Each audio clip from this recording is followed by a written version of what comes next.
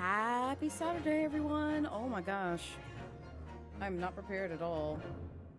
I came prepared, but I'm also not prepared because I forgot that, well, I didn't really forget, but I streamed earlier some Wild Hearts over on BGC's channel, which, if you don't know who BGC is, it is the Twitch team. Are you serious? This still doesn't work? Why does this not work? Twitch, what are you doing? Do any of my commands work? Hold on, let me see. VODs works. So why doesn't... Oh, that's interesting. We might do some troubleshooting real quick. Why does it do that?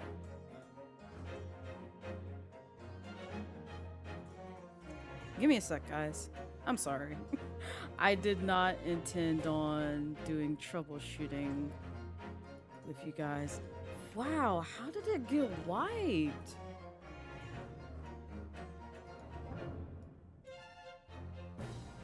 That's so goofy. Was that the only one that was just broken like that? I guess so. Alright. Raz, shut up.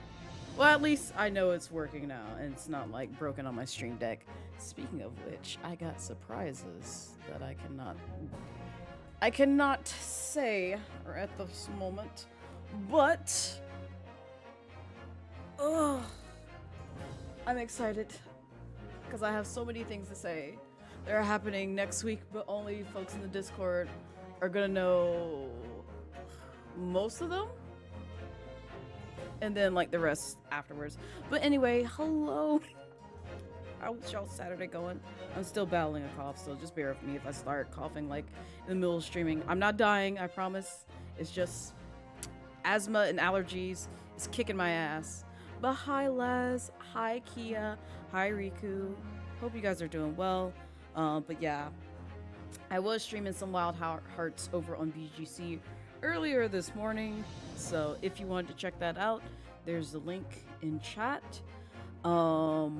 But also, I'm gonna try my best to speed run through this game because we have been on the Great Ace Attorney Chronicles for like what feels like 6 years, because it's a great game. Don't get me wrong if you're unfamiliar with the Ace Attorney series. Or if you are familiar with the Ace Attorney series and you're looking to pick up this game or have questions about this game. I've actually played through this game entirely offline, but I had the bright idea of bringing it to stream, not actually thinking, I actually do sort of like, talk a lot whenever I'm reading these visual novels out loud. But at the same time, I need people to, play this game because it's so good. And as an Ace Attorney fan, myself, who has played through the trilogy, pretty much every game except for the Miles Edgeworth cases and Apollo Justice.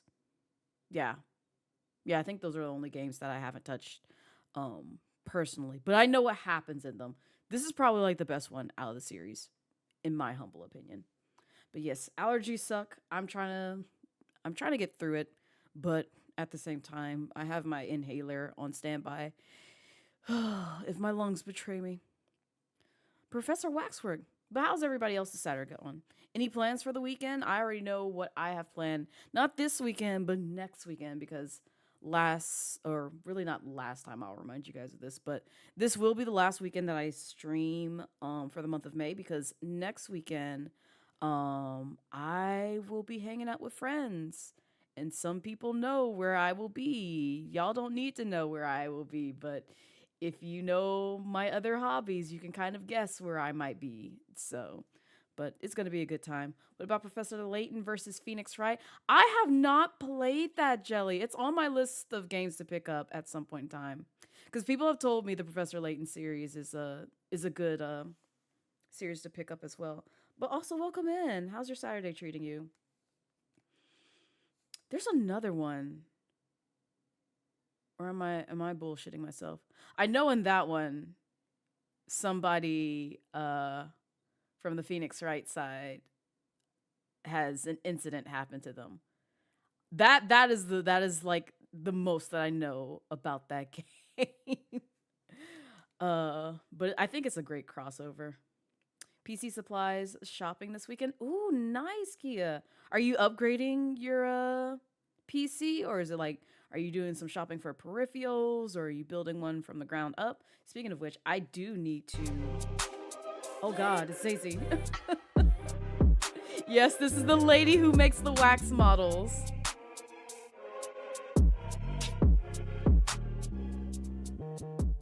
Hi, Zazie. Welcome in. How's your Saturday treating you so far? But yeah, I have the videos recorded from when I put together the current rig that I'm streaming off of. I just have not gone through and edited all the clips together to where it's a sound tutorial for beginners to follow. Because I actually had to remind myself how to, like, place certain things in my PC. I was like, oh shit, where's this go again? And a lot of the stuff that, for first time builders, it can be super scary.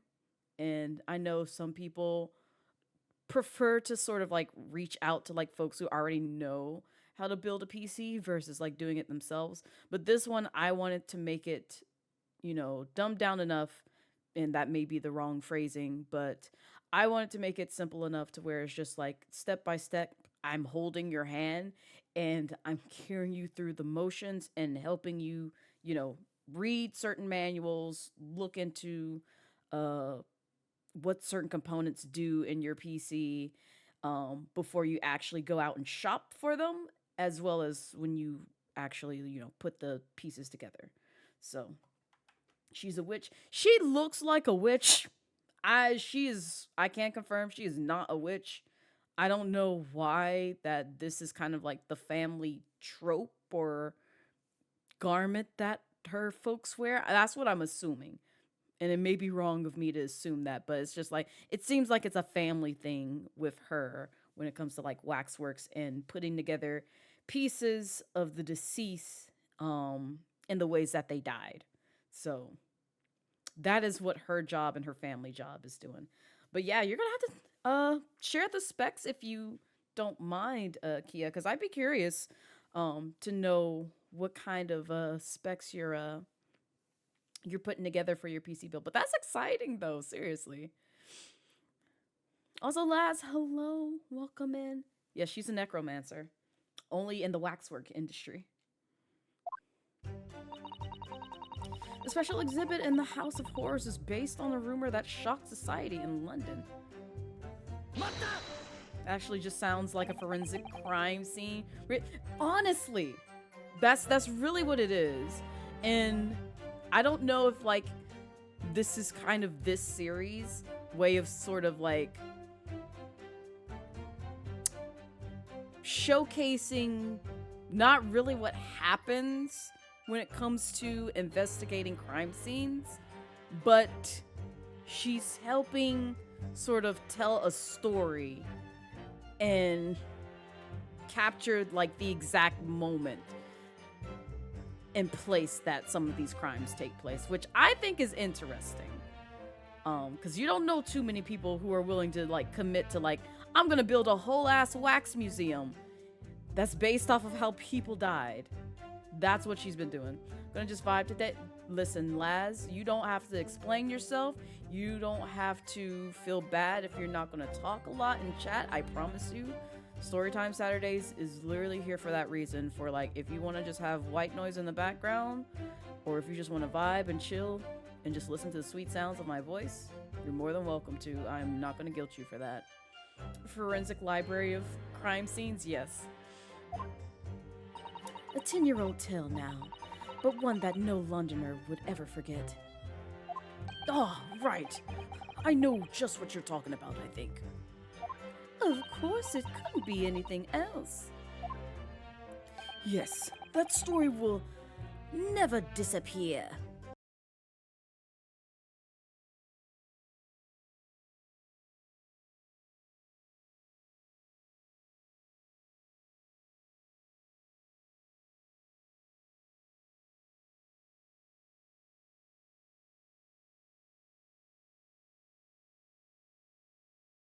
Riku, thank you so much for the 5 gifted subs. I appreciate it.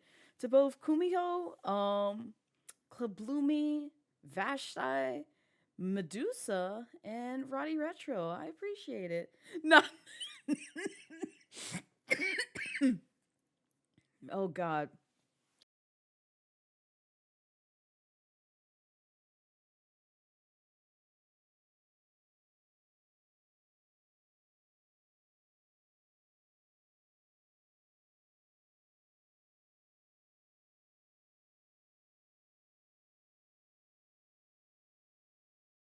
Yo, Riku, thank you for another 5 gifted subs to Tunes, the unique Lee, Boss, Yasmin, and Sucky Bunny. I really do appreciate it. The real question is why not? Listen, I've done nothing. I've done nothing to promote this. I literally am just here and just vibing, like, honestly.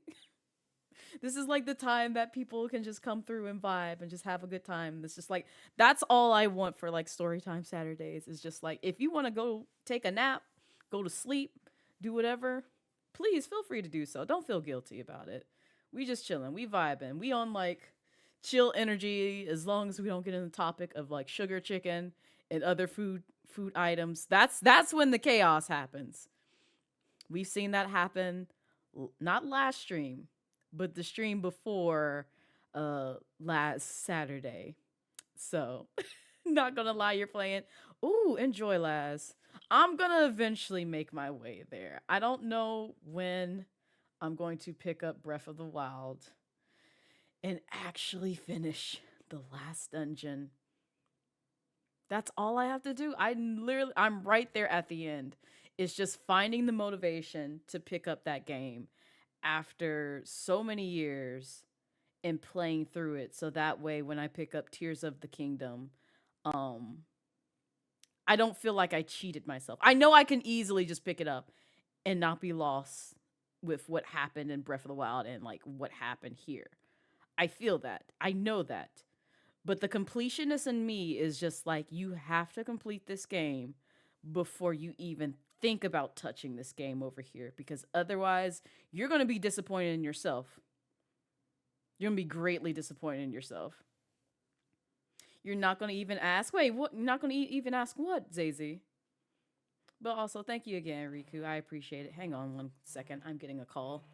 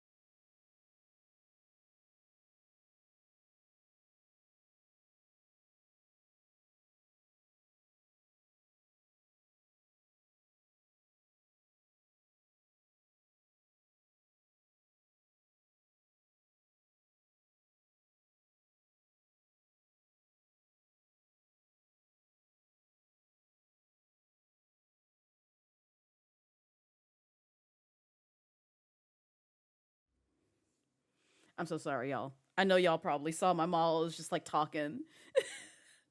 I was trying to help my fam with casting the Netflix and I did not realize that Netflix now has a subscription that I guess like the cheapest one that they offer doesn't allow you to cast to like things like Chromecast or um I don't know. Well, I don't know if it'll work on like a smart TV. It might work there, but in terms of like if you want to cast things like from your phone or like from like some portable device to, again, like a Google Chromecast, you have to buy the version that allows that option, which I find silly as hell.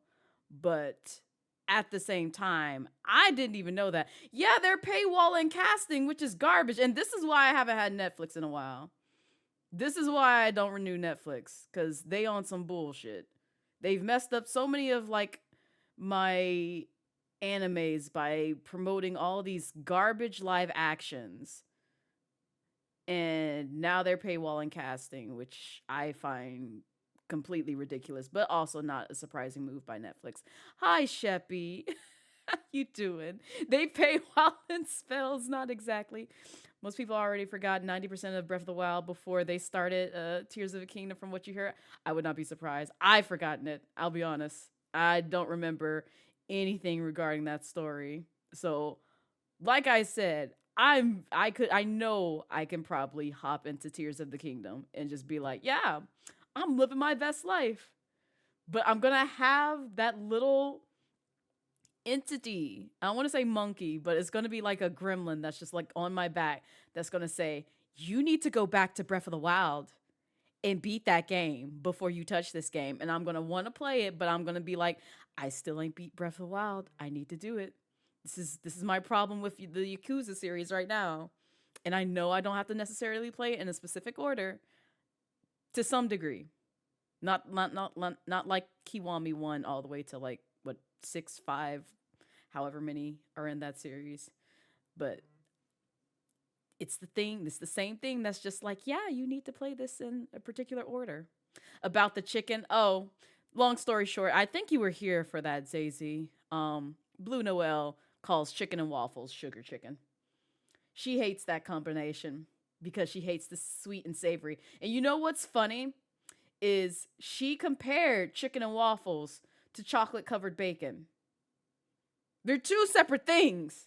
She didn't like the chocolate covered bacon, which is why she was just like, oh, chicken and waffles is awful. And she never had it. So I'm just like, how can you say a food item is bad if you've never had it? You feel like you will get revenge on me? I don't know about that, Riku. I would never. Smile. I would never get revenge on people I care about. Ever. Right, Sheffy?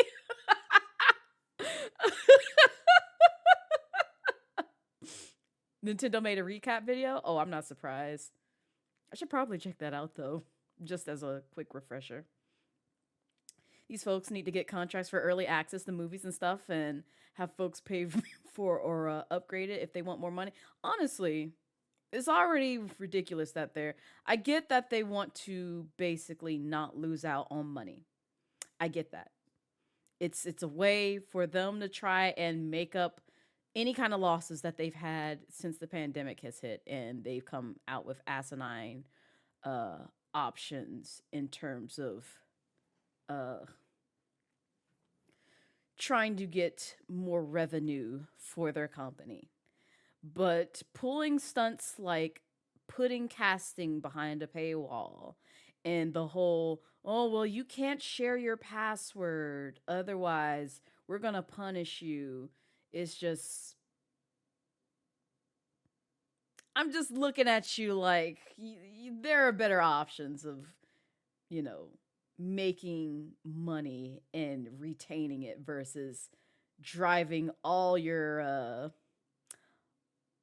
clients away by not fully thinking through the type of features that you're planning on rolling out to your users. But that's not my jurisdiction. I don't work for Netflix. I don't even use their service except for in the rare instances where, like right now, I'm trying to watch JoJo's Bizarre Adventure Part 6. Yes, we've made it all the way to Part 6 in the Discord. If you want to check out, watch JoJo's Bizarre Adventure with the rest of us and see how we react to a lot of things, although most of the traumatizing things have been, out of the way for the most part, feel free to join the Discord and witness that.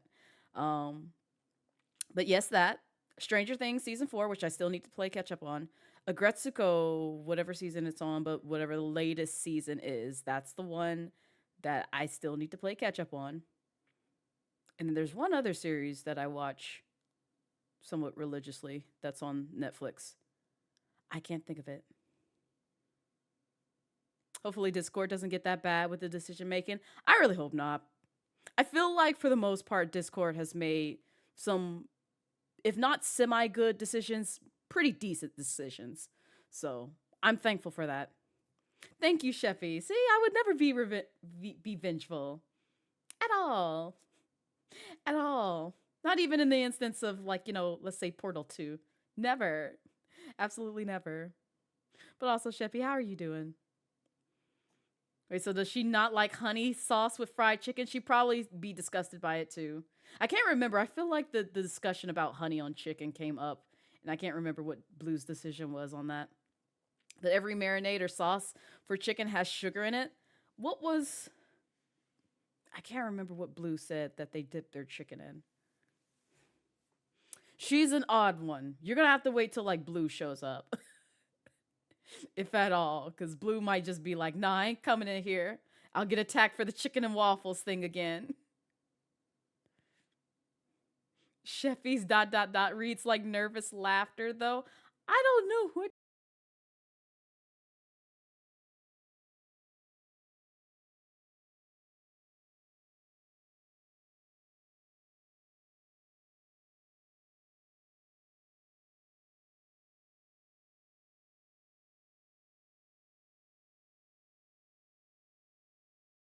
Yo, Gorum, thank you for that. Good Lord, 19-month sub. This is how long we've known each other? Good Lord. I know we've known each other longer because of Cali. Because that's where I met you. But still. Hope you amazing people are staying fed and hydrated. I have done both, Gorum. You'd be proud of me. I have my jug of water right next to me. Also, Medusa, welcome in. How's your Saturday treating you so far? Who's the witch? She looks pretty. Is she nice? She is nice. She is indeed nice. She comes off a little cold, I will say that. Or, I don't know if cold is the word for it. She comes off very mysterious. You can't get the best read on her. But she's dope. I can confirm Tuss Spells is dope. She not a murderous person like some of these other folks in this game, but they have good intentions and they're great at their waxwork craft. But they are a waxwork maker, essentially. They are not a witch. They just dress like one. Don't ask me why. That's just the aesthetic. Why?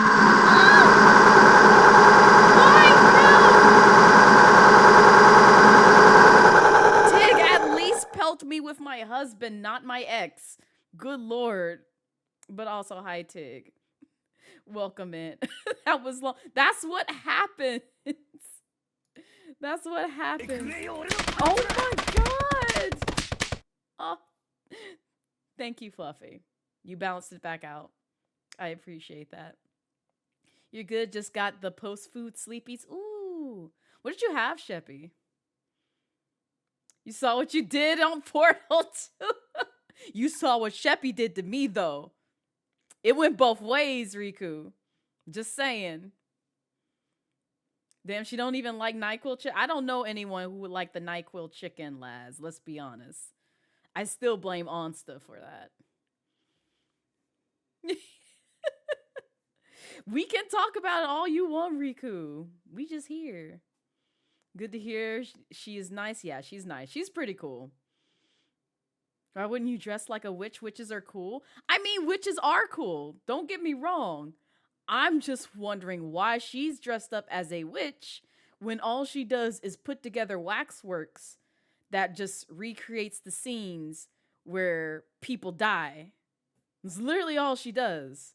So I'm just trying to figure out like what the line of logic is for dressing like a witch. That's like if me coming into my workplace dressed as, I don't know,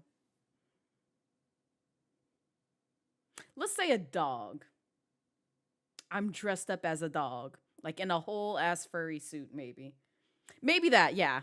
No, that's kind of weird, but also appropriate for my workplace.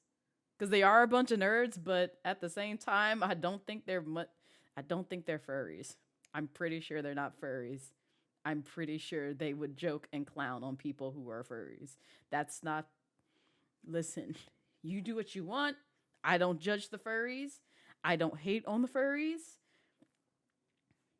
All I'm saying is don't come into my workplace with the furries. You're going to regret so many things. I'm just going to be like, oh, cool. Other people are probably going to be like, things that I cannot say because I'm pretty sure it would go against TOS, but it's some of the dialogue that I hear on occasion from my coworkers. And I'm just going to leave it at that. So you thought it was shorter? No, King Koopa is purposely long because I intentionally put 64 in there in reference to Nintendo 64, which is where I first kind of met Bowser? Question mark? Even though I technically played the Super Mario Brothers game, it's just I didn't know what that dinosaur thing was. So, yeah. The IT field is maintained by furries. Oh man, I would be so bothered if I came to work and every person from my job put on a furry suit. I'd just be like, all right, so I guess I will catch y'all later because I can't stay here. I will work from home personally because this is uncomfortable. Gandalf, try Gandalf. Actually, there was a coworker who dressed as Gandalf. He did come to work from Gandalf. And if you've ever gone to Dragon Con, you probably ran into him because he does a really mean Gandalf. When I saw him, I have a picture of him too. And it's funny because I did see him at Dragon Con. I think the year that we talked about it, I was like, "Oh, you're my actual coworkers. Like that's so dope that you actually cosplay." And he's much older than me, but it's just like he does a really good Gandalf. And I think it was my first time I went to Dragon Con too. Now that I think about that, I've been countless times, so now it's just kind of like an old thing to me. You're pretty sure if you went into work with a full furry suit, no one would bat an eyelid. They already know you like strange things. Fair. That's understandable. The rumor was whispered all over the city, and it was like this. Yeah, so this is the waxwork scene that she's put together in terms of how the quote-unquote professor died, or like right before he died. It was in Lowgate Cemetery behind the prison, in the dead of night, after the execution of the killer. The interred professor slid back the stone slab, covering his tomb, and emerged from his grave. A young man who witnessed this felt a scream welling up inside him. But an instant later, he heard an ear-splitting gunshot from over his shoulder. The bullet struck the emerging corpse, and he fell motionless once more. The scream finally found its way from the mouth of the young witness, who turned and ran for his life.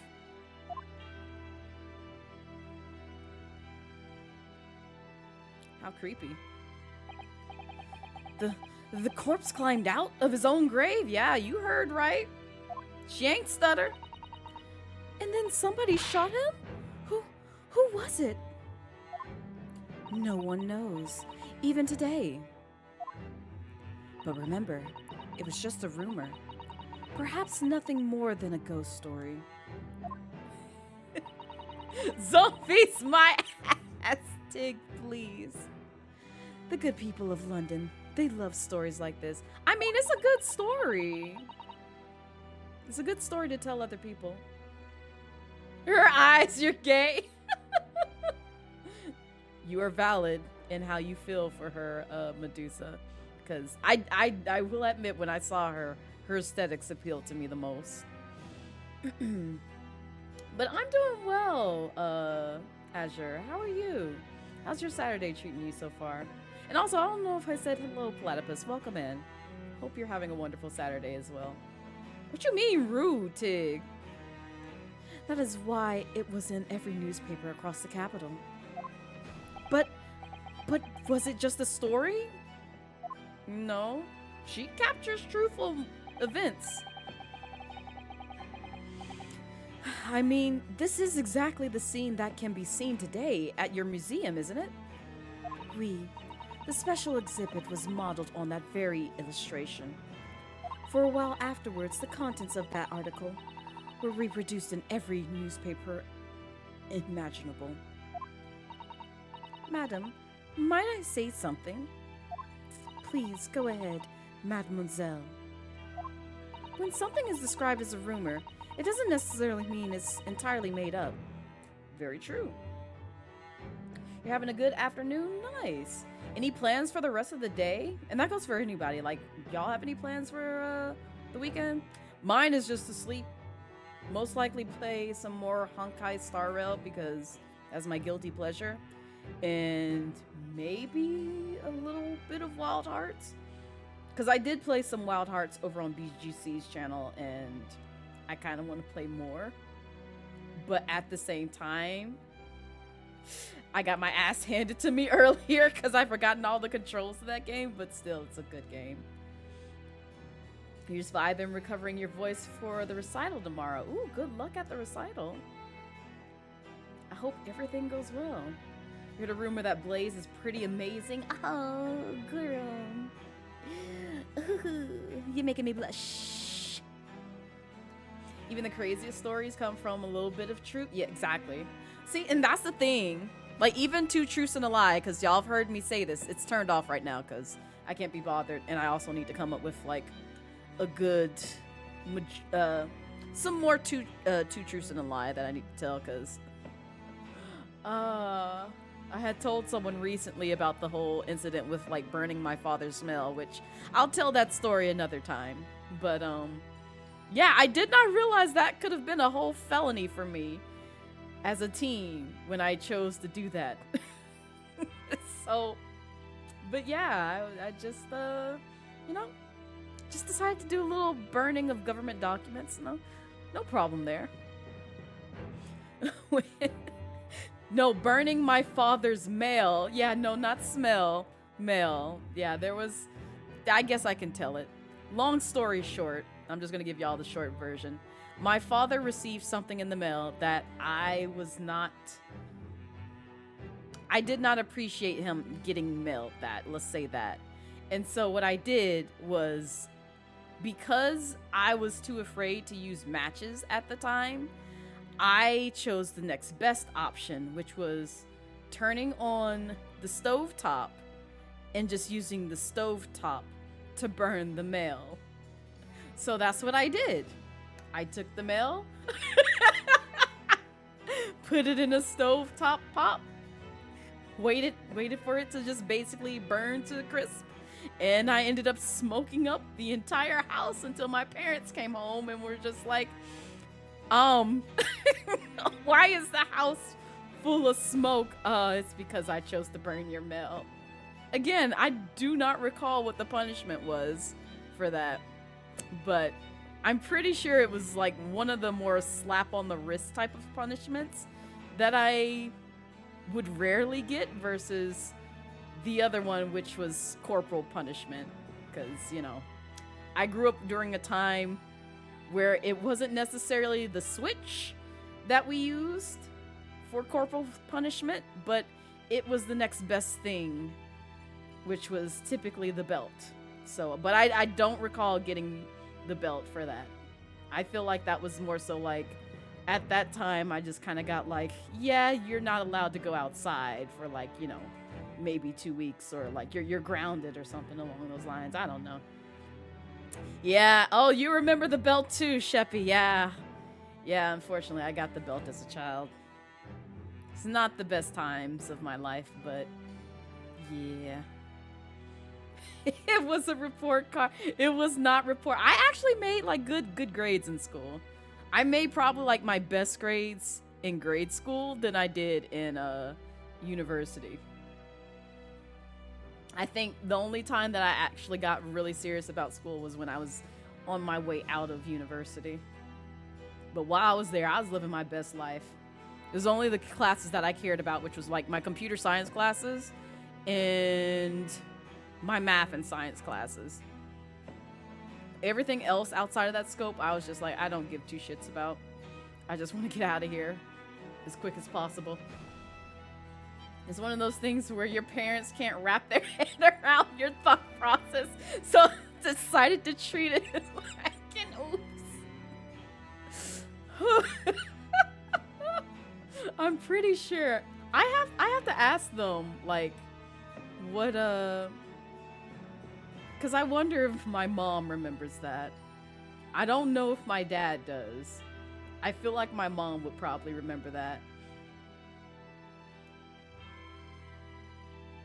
Used to cry. But also, that sentence is amazing, Goro. Which used to be maybe an hour before you would annoy her so much that she would let you out. Fair. Yeah, I didn't really get groundings all that often. It was just more so belts and such. Stop admitting to alleged crimes. Listen, the amount of crimes that I probably committed in my youth, maybe. I will not admit to it. I've already admitted to the burning of mail and did not think about, like, you know, the severity of, like, what my actions were during that time. I was just a child. I didn't know that I could literally, like, you know, be prosecuted for burning someone else's mail. And luckily it was just, you know, another household member. But still. I'm sorry I was a gremlin in youth. You was at the tall end of the belt era. It was basically a thing for you, like a year for you. Oh, yeah. I want to say, how many times did I get the belt? If I actually think about it. I want to say up to my teens. Because when we got to the point before we moved, I wasn't getting it as much. Because I'm not saying that I was a bad child, but I did a lot of things that the person who held the belt, which I will not say which family member did do that to me, would potentially punish me for really silly things. And so, and I'm trying my best not to expose them because it is a more toxic place in my life, which I didn't realize it was toxic at the time until adulthood. And I'm going to keep those kind of events to myself. But I did get the belt for really silly things in youth. I was just not a smart child, so I did a lot of things. Pretty much that, Goro. Pretty much that. And it's just like, I'm a woman of science. I just like to test out things. See if I can, like, push people's buttons. But it's not like, you know, I did things that, like, would steal people... I would not steal people's cars and, like, you know, keep them or sell them for parts. Nothing of that caliber. But, you know, I might have, like, you know, may have thrown a whole ass branch in the road just to see if I could pop someone's tires. I may have, you know, thrown rocks at squirrels. I may have, I don't know. Oh, I don't want to tell that one. That one's really mean. But also, I didn't know any better as a child. I said I didn't steal cars. You try to cause accidents out there. I live by science. That's what it was, Sheffy. That's it. Allegedly, Blade. Exactly, allegedly.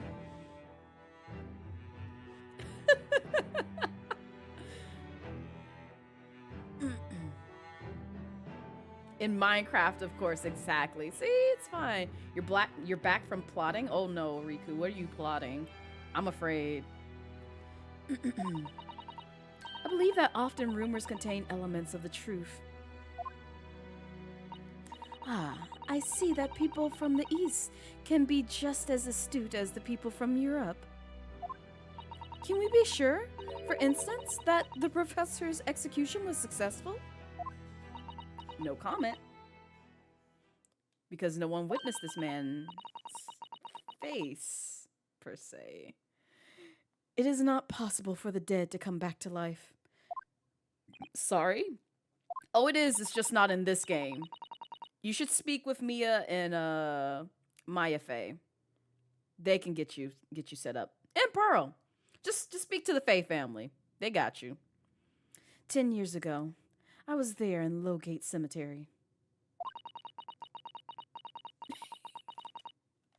After the criminal known as the professor was killed by hanging, I took a wax impression of his visage from the corpse just before it was interred. So I can assure you, the man was dead. Okay. All right. We've seen wilder things in cases, but you know, if that's what you're gonna stick by, sure. Tuspels has some major mommy. Oh my god.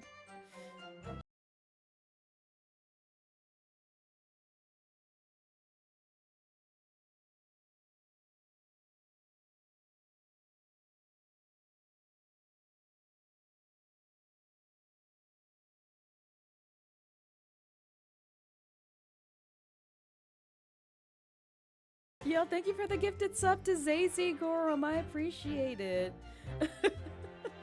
As long as there's no left radioactive waste near, it should be fine. Exactly.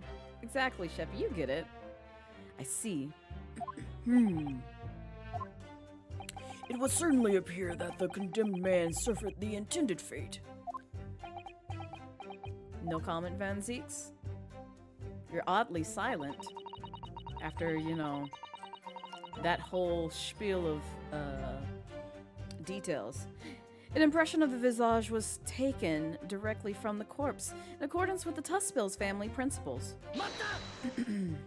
Is it true of every waxwork in your museum then? I don't know if it's every waxwork. Okay, yeah, it is. I wasn't sure 100% because I remember seeing some of the things that she had in the museum were a little bit questionable, but it makes sense. It is, assuming the subject is dead, of course. Live subjects have to cooperate in a similar way. I have letters from imprisoned criminals all the time, you know. Yes, enjoy the emotes. Now you're remembering how every 90s horror movie was caused by some random ass barrel spilling? Yes. What sort of letters? When my time comes, please make a waxwork of me. Comme ça. No. My museum is famous, monsieur. To be made into a waxwork is an honor. And for some criminals, a symbol of status even. No. No, I don't wish to be immortalized in waxwork at somebody's museum. Because nothing says hardened criminal better than wax, exactly. It is thanks to one killer in particular that my museum has gained such popularity in London. I refer to the star of this special exhibit, of course. The professor. Yeah, because no one knows what he looks like. Whose form you claim to have captured by taking an impression from the actual corpse. Hi, Amanda. How are you? How's your Saturday going so far? I need to actually turn off my PlayStation, but I'm not willing to make that sacrifice right now. I'm just gonna have to wait till after stream, because it is running next to me and I keep forgetting that it's over here just chilling. There are no exceptions to the principles of Tuspels. You is good. I'm glad. Did you have lunch/dinner yet? I know I just had like my lunch/dinner right before stream because I hadn't eaten anything all day. Jet engines? No, it's not jet engines. It's just, it's quiet as hell. It's about as quiet as my PC, and it's like you hear like a slight like hum of the fans, and that's about it. And it's like very, very slim to where it's just like I don't notice it through my headphones unless I'm like actively listening to it. And I look over. The thing that I know that it's on is like I'm looking over and I see the lights to my PS5 on, and I'm like, oh yeah, I definitely meant to turn that off. This is not what I meant to just kind of keep just like here and not doing anything. But I will deal with that later. Wait, who has not eaten yet? Oh, slim pickings in the food department given the circumstances. Fair. Oh, that's right. That is nice. That's right. The newly acquired Brita filter is happening. Yes, let's go. Let me know how you like it, Amanda. Because I know I love mine. I haven't had to buy bottled water in quite some time. And this was like before the pandemic. So, but it should treat you well. And if you got any questions, you know I got you. But Uber costs monies, though. That's the only thing. Because it's like now you have to pay for the Uber and for food deliveries. Although the grocery delivery would probably be beneficial as a temporary thing.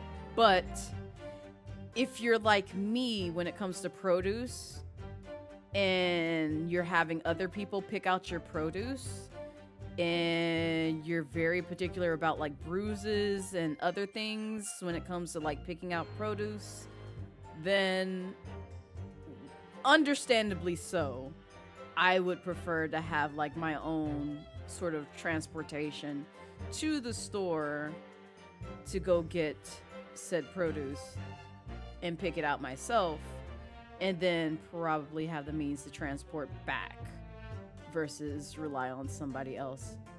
But those are good options.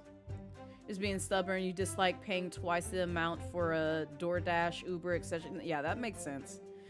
You would tip, of course, but you can't get past the double paying. Yeah, no, that's completely valid. I empathize with you on that, Amanda, because that's the thing that I can't justify either.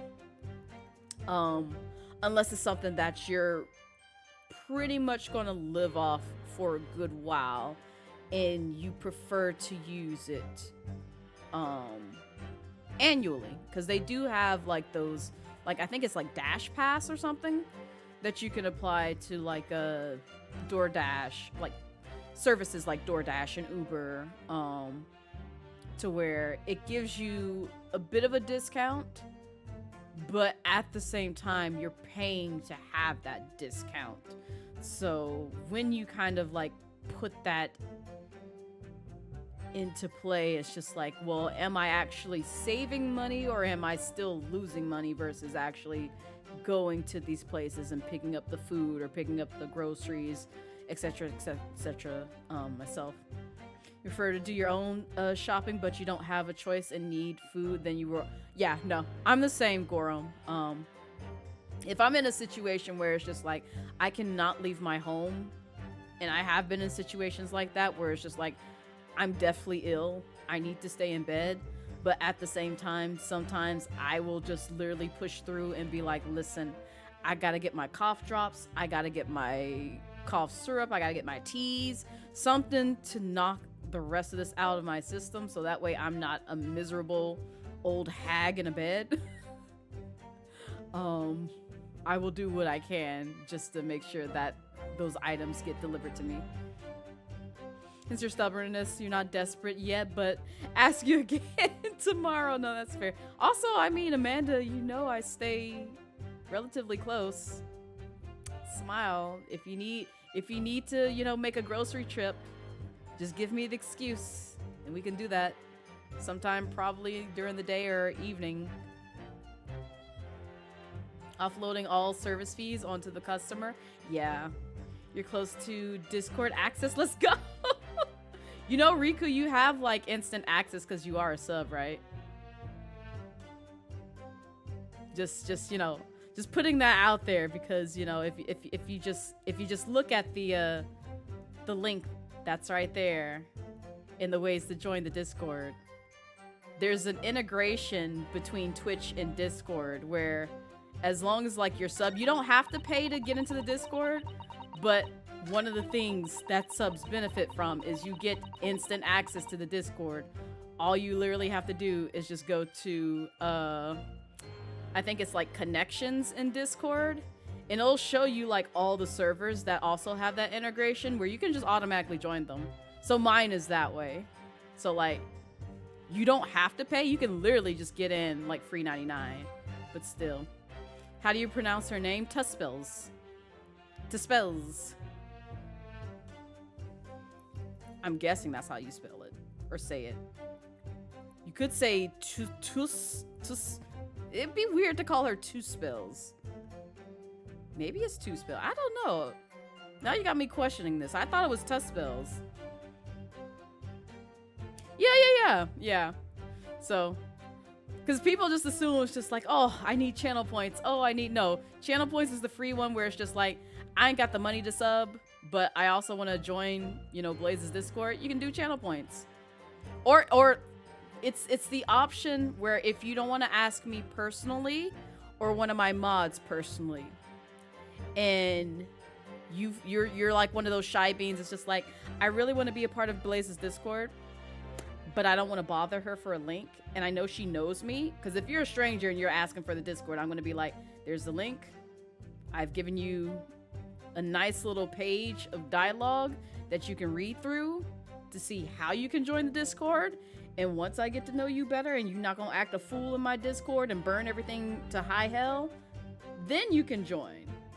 But if I seen your face, I know where you from, and you ain't one of those troublemakers where it's just like, oh, I'm just going to put spam bots in your Discord, you're more than welcome to join the Discord by just asking me. So, is it Pet Smart or Pet Smart? Fair. It is exactly that situation. But yeah, you have automatic access to the Discord, Riku. And also, Goran reminded me, don't forget, you do have the community challenge going regarding using your channel points to get me to stream a full week. A week-long donathon, which I will be going over my 3.0 model and some of the stuff that I have planned in terms of designs, as well as getting me to play certain games. Maybe horror, maybe a game that came from my Chill vs. Rage streams. You never know, unless you actually hit that goal. Yes, 3.0. I've already done, like, at least a rough sketch of it, Riku. At least of one of the outfits, not of what she'll look like once I'm done with 3.0. I am still in the process of getting that done, but I have ideals in my head. So, choking ain't good for the ratings. Amanda, please.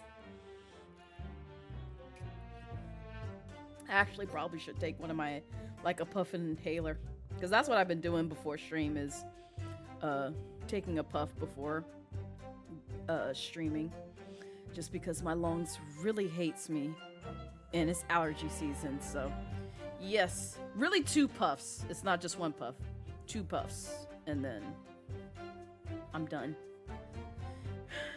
You're in the server? Wait, did you? Did it not give me a notification? Hello?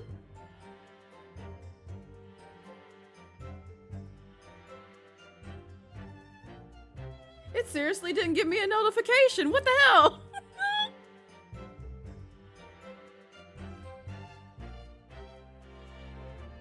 Okay, I saw you. Let me know if you have questions, Riku, because I do have a vetting process in place, and that's literally just to keep people safe in my community. So, but it should be pretty straightforward. You just have to use the right emote to answer the question. Surely that's illegal, isn't it? I don't know what you're talking about, Ryunosuke.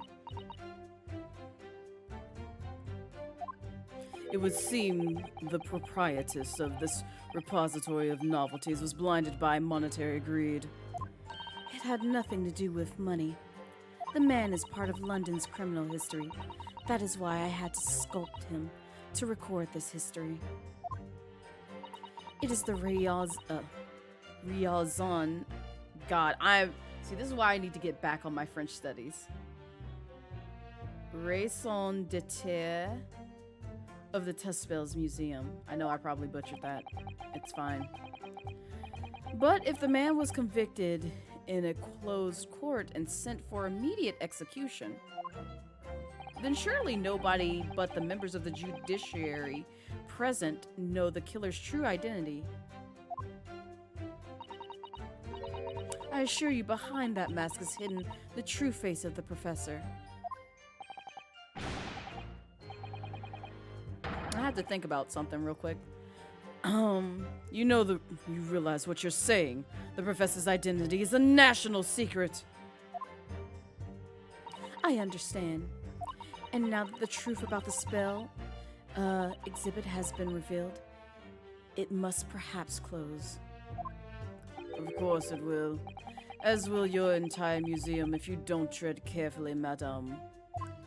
That could be another interesting chapter in the history of my family, I think, don't you? So 10 years ago, on the night of the professor's execution, you took a wax impression of his face from the corpse. Oui, exactement. I hit myself until he gave me a signal. I was there for a very long time that night. You were there longer than you expected to be.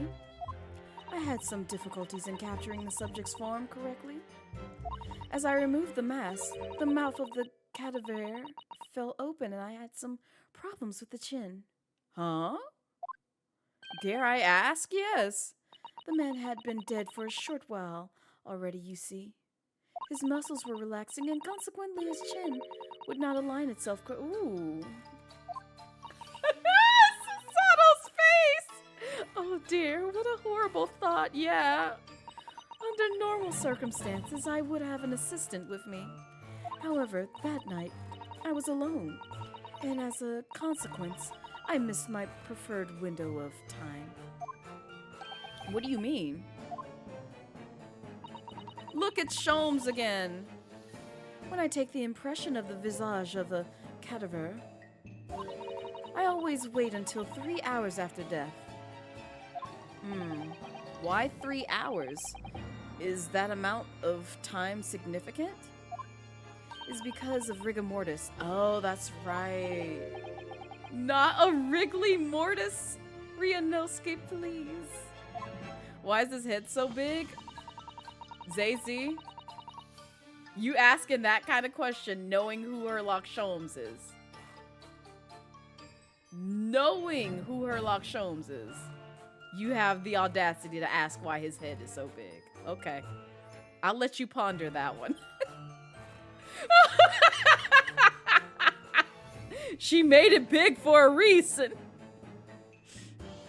It's the name given to a phenomenon that occurs in recently deceased bodies. As a rule, 3 hours post-death, the muscles in the body begin to stiffen. Ah, okay. By approximately 10 hours post-death, the entire body is completely rigid and inflexible. And then, from that point on, the muscles slowly start to revert to the relaxed state. The effect is often used to estimate the time of death when a body is discovered. So you're learning so many facts about how crimes are investigated just by playing this game. Well, that was an education. If a slightly scary one, it's the truth. What's the plan? Welcome in. As the Mademoiselle says, rigor mortis commences 3 hours after death, and it starts in the jaw. I see. So that's why you wait. Before that time, the mouth falls open, and it is very difficult to do my work. Fair.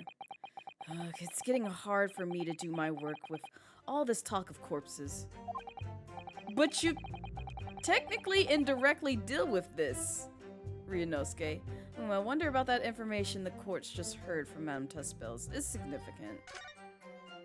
The information about rigor mortis that you just shared with us. Would you mind including it in your formal testimony? I believe it could be significant, you see. Of course. I do not mind at all.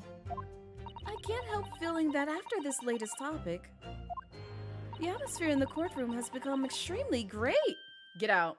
Susato, you're fired. You are fired, ma'am. Leave this courtroom. I'm done with you. You just pulled a Maya. I expect better than you. Thank you. Not promotion.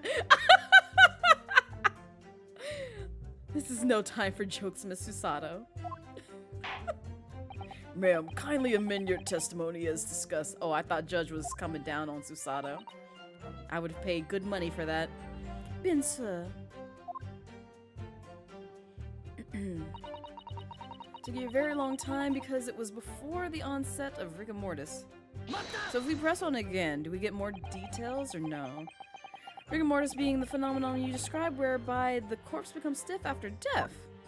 I think you said that it starts at the jaw about 3 hours post-death, is that right? Oui, c'est ça. Of course the exact duration depends a little on the season.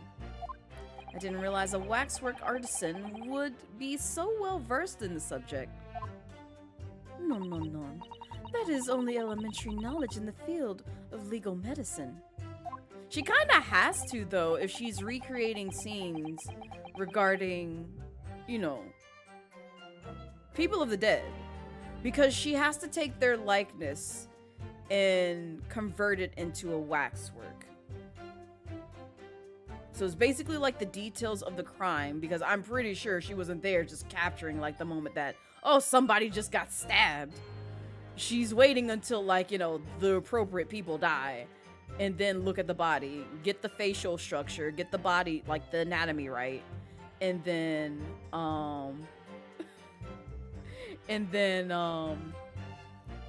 go from there.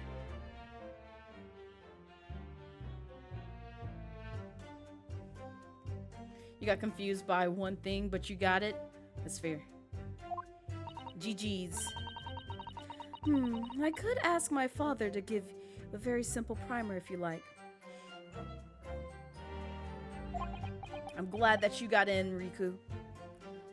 I think corpses should be your domain. I'm not good with them. Oh dear. I'll do my very best. As dawn approached, I was very worried that I could be discovered. You say that dawn was approaching. What was the time of day then, approximately? Well, I could not say. But when I left the cemetery, with my utensils and wax, the morning light was becoming visible. The execution took place on 17th of June, which had the earliest sunrise of that year. Indeed it did.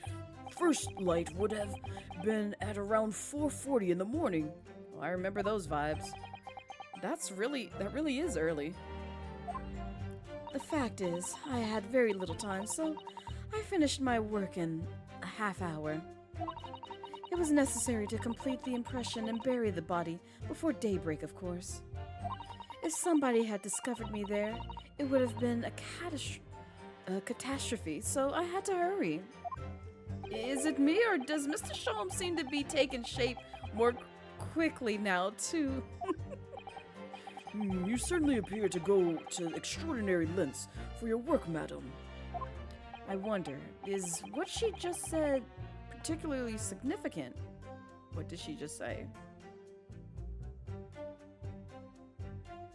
Yes? Question mark? Those details about how long it took you to complete the sculpture and the early sunrise, could you include them in your testimony? I believe they may be significant. Of course, if you would like me to. You're quite right, Mr. Naruhodo. It is intriguing. A sunrise at 4 in the morning would be absolutely unimaginable at home, wouldn't it? That's not quite what I meant by significant, exactly. Kindly amend your formal testimony then, madam. With pleasure, my lord. I hurried to finish my work in the half hour before sunrise, then left as soon as the corpse was interred. Did you have a reason to believe you might be discovered once the sun came up or something? I had paid the gravedigger money to keep my little secret, of course. Who's the gravedigger? Did we discuss this already, or who's the gravedigger? Because now you're just making yourself look really suspicious. But with the morning light, I knew that the warden from the prison would commence his patrol of the area. Couldn't you just have paid off the warden too, then? I had already paid the gravedigger, as I said. You cannot buy the silence of everyone, or the secret is no longer a secret. True. The sunrise was at 4:40 a.m. that day, which means that it would have been around 4 when you began your sculpting work. Oui, that must be correct. That would be when the gravedigger gave me the signal to come out of hiding. So, that's all I have to go on. What's your feeling, Mr. Norohodo? For some reason, Dr. Seife went along with Drebber's plan. Now, if that's really true, then the professor is the only other thing we know of that links the pair of them. So I feel sure that waxwork must be a clue to this mystery somehow. In that case, we must use this cross-examination to uncover exactly what it means. Is that Bunny's emote? Of course it is. Chad Bunny.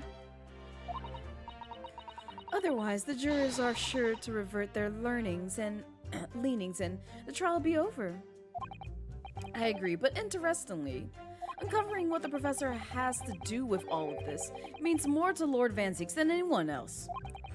That's the impression I'm getting anyway. Yes, as do I, because it's some big secret. Let's be honest. Because Van Zieks just literally said that it was like a national secret, is what she's admitting to. After all, he has a profound connection to the professor as well. As do many other people that we know. Haha, tee-hee. But we haven't gotten there yet. But it is information that you can know at this time. It is why I said, if you plan on playing this game, towards the end, I'm going to give you fair warning once we get to a certain part that's going to be a extremely huge spoiler to this game. I highly recommend you not sticking around if you want to play this game yourself, but this is just mild talk over all the facts. Oh, okay. What was the second one? It took you a very long time because it was before the onset of rigor mortis. You hurried to finish your work in the half hour before sunrise and then left as soon as the corpse was interred.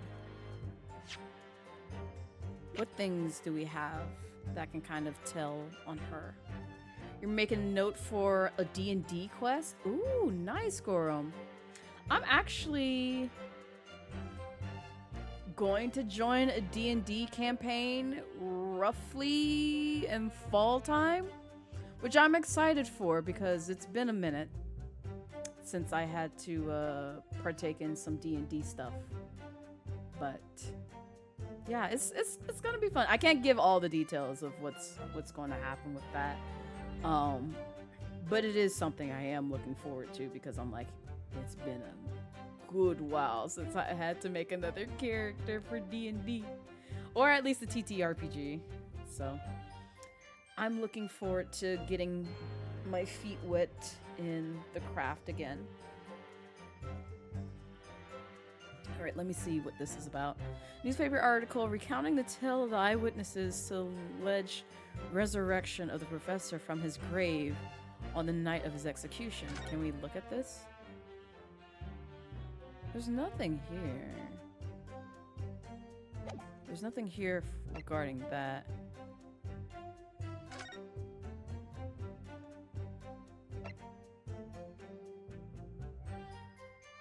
Uh-huh.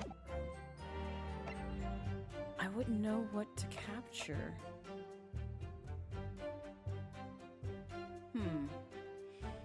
Not sure what source books you have access to or will be allowed to use, but You should DM you for reasons. Bet. I will say this. I don't. It's not from a conventional source book, if that makes sense, Gorom. It's to put it bluntly, it's an indie project that I'll be not helping build or anything of that nature, but we'll be participating in. So it's still D&D, it's just using an indie book, if I'm sort of speaking any kind of sense or along those lines. So it's a project someone else put together and put all the source material in terms of like what characters you can be, and so on and so far. Yeah. So it should be fun. I'm excited because the person who's going to be over it has done a phenomenal job of doing D&D campaigns and running TTRPGs, and so very excited to participate in that. But yeah, that's about as much as I can speak on that. So until, you know, more notice comes into play about that. But I'm excited either way. I'm excited because I just want to get back into the vibe of doing D&D and TTRPGs, because it is fun to kind of do that with like a group of people that you trust, and also have a good like GM or DM to sort of like make sure players abide by rules, do what they need to do just to kind of get through party, and also like help with folks who are beginners to D&D, but also folks who are just like they're an expert at it. It's like you don't have to tell them twice on how, like, you know, to build a character or what to do in certain situations. So it's a good time. I'm excited. It's gonna be with friends, so we'll see how it goes from there. Killer's autopsy report. Death by hanging. Yeah, it's midnight, and we've discussed that.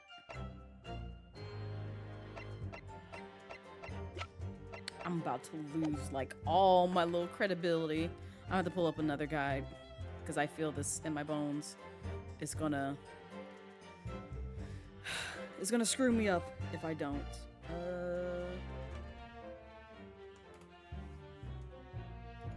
Let's see.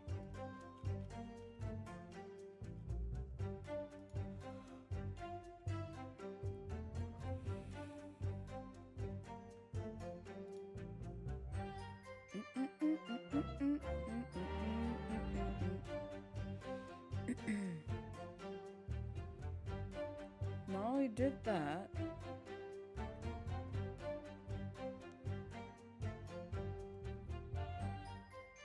Did that.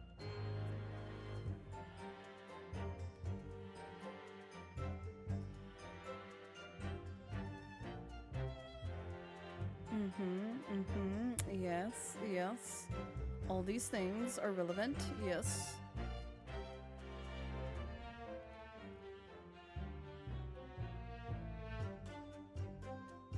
No, you got new evidence.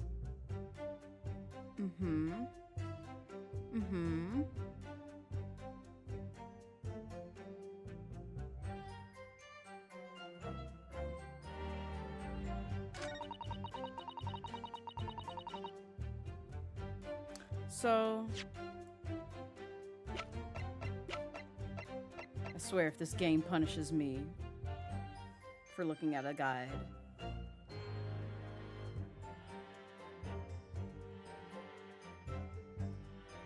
Oh, that's right.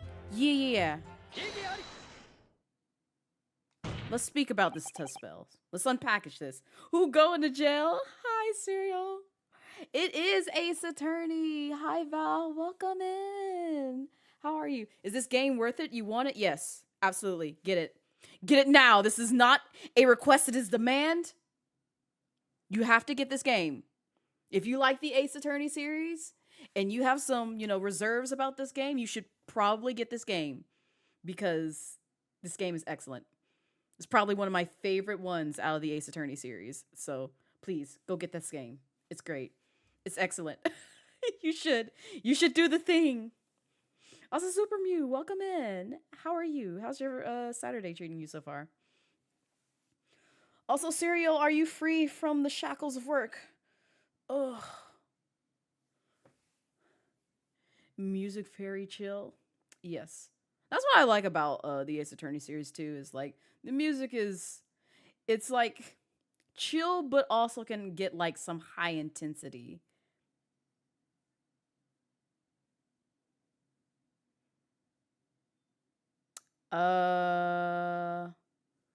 My pronouns are she, her, but also I would be cautious of what kind of jokes you make here with it being your first time.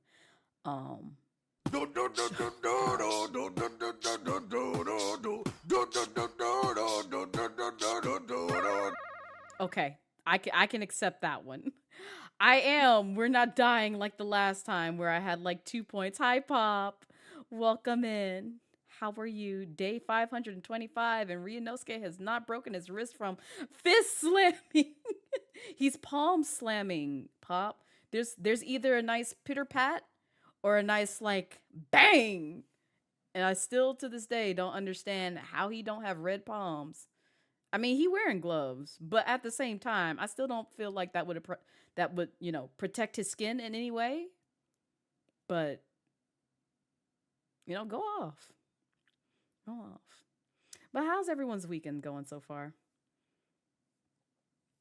Is he going to be a Digimon protagonist? Absolutely not. But the costume that he's wearing isn't his like conventional outfit. It's a costume that they put into the game, which kind of gives the whole like sort of like steampunk ass design that Herlock Sholmes originally would have. And you can do the same with Herlock Sholmes, where it's just like instead of like his European fit with the steampunk aesthetics on it, he would have the sort of like Japanese fitted gi. So maybe the glove is protecting him. You need gloves like those. Is this what you're gonna do, Pop? You're gonna have a whole gamer glove that you're gonna use just to like protect your wrists and palms from like gaming so hard on the controller or the fight sticks, depending on what you use. That man can't be bothered again. Can't bother you again until Tuesday. Hey, so same with me. Although they have to bother me Monday, but they have to bother me in person Tuesday, which is going to be fun. But it is what it is. You already got the Sonic and Knuckles glove. I know you got the Knuckles gloves. I didn't know you had Sonic, though. Have you been boxing your brother with it? If so, I need pictures of this. Pixar didn't happen. Today actually been good. You went to York and have to walk nearly 10 miles. Oh, nice, Gorum. But also I understand because I've done that before where I just walked the park that I used to live next to. And I can't remember how many miles that I did, but I do remember doing at least like a good 5 to 6 miles when I was out there because I was just vibing. I was just vibing and walking around. Duel and Glove for Children card games. Oh, thank you for the hip pad, Shippy. Duel and Gloves on your future fight stick sounds interesting. The thought never occurred to you, but you'll do that. Yes, do it. Do it with the Knuckles gloves. Fight with the fight while using the fight sticks, using the fighter's gloves. That's a mouthful.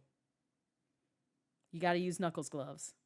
It's on brand now. Yes, do the thing, Pop. Do it. I have here an autopsy report that was filed 10 years ago now. It confirms the death of the professor following his execution at the gallows. And is that a problem? I believe it is because your testimony and a particular detail in the report completely contradicts one another. But at the same time, I thought we covered this in her testimony. But sure, go off. Qua? Are you going to explain yourself, my nipple knees friend? You gonna stop calling him nipple knees, that's for sure. According to her testimony, Madame Tuspels was creating her wax impression just before done. And at that time, rigor mortis had not yet set in.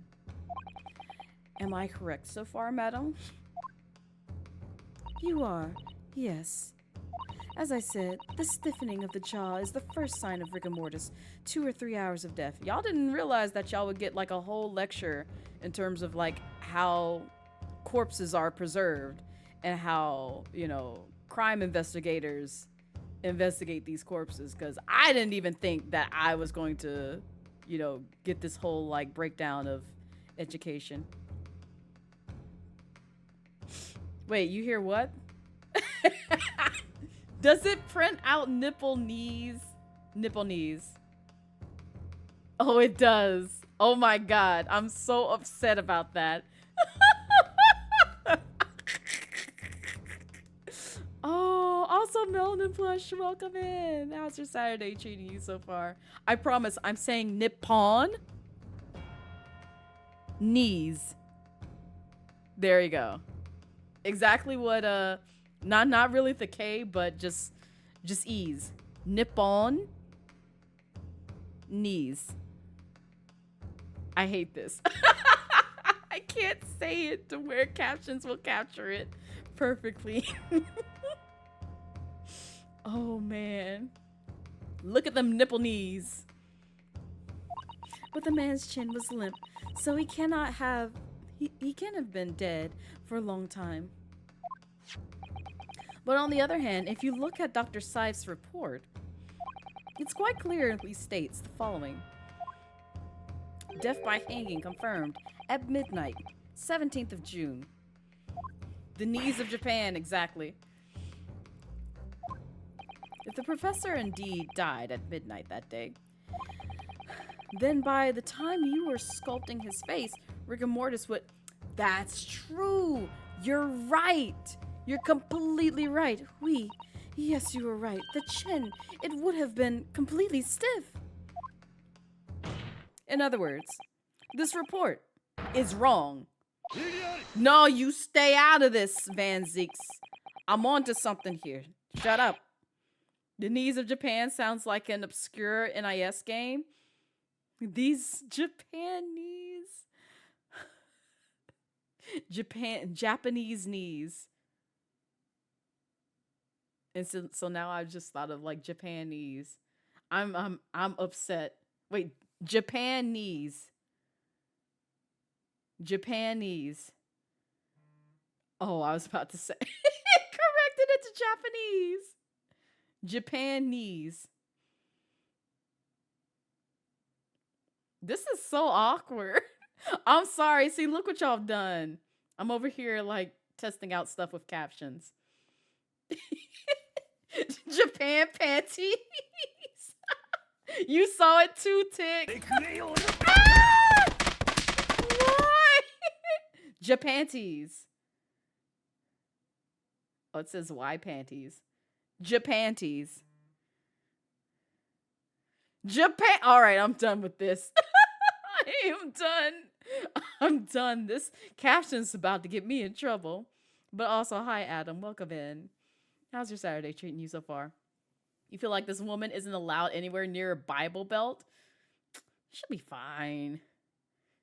I'll be fine. What you mean, Tig?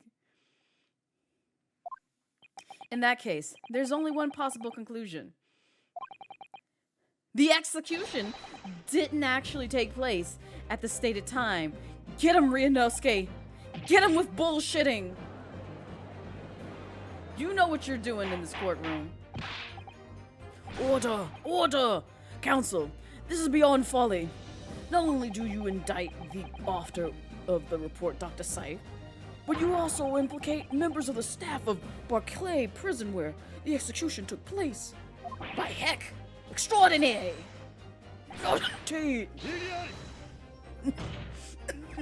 Oh, God. My learned friend appears to have overlooked one very crucial fact. What fact? The professor died that night. Without quite. Where is his corpse? What you got? What you mean? How you know he's dead? He could have risen up. He could have rose from the dead. Tuspel said that he rose from his grave. Just saying. But not before the waxwork was done, exactly. But why does he have a... Gorham, everybody's been asking that. We don't seen people in court with knives? With knives? Now guns. Corn on the cob. What else? I feel like something else. We seen Voxington Cogsworth be beaten.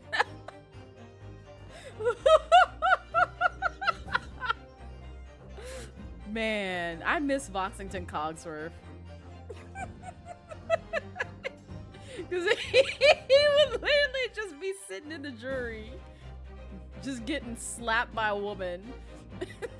Just minding his damn business. Oh, man. This is what makes Ace Attorney series so great. It's just, you got all sorts of folks, all kinds of characters.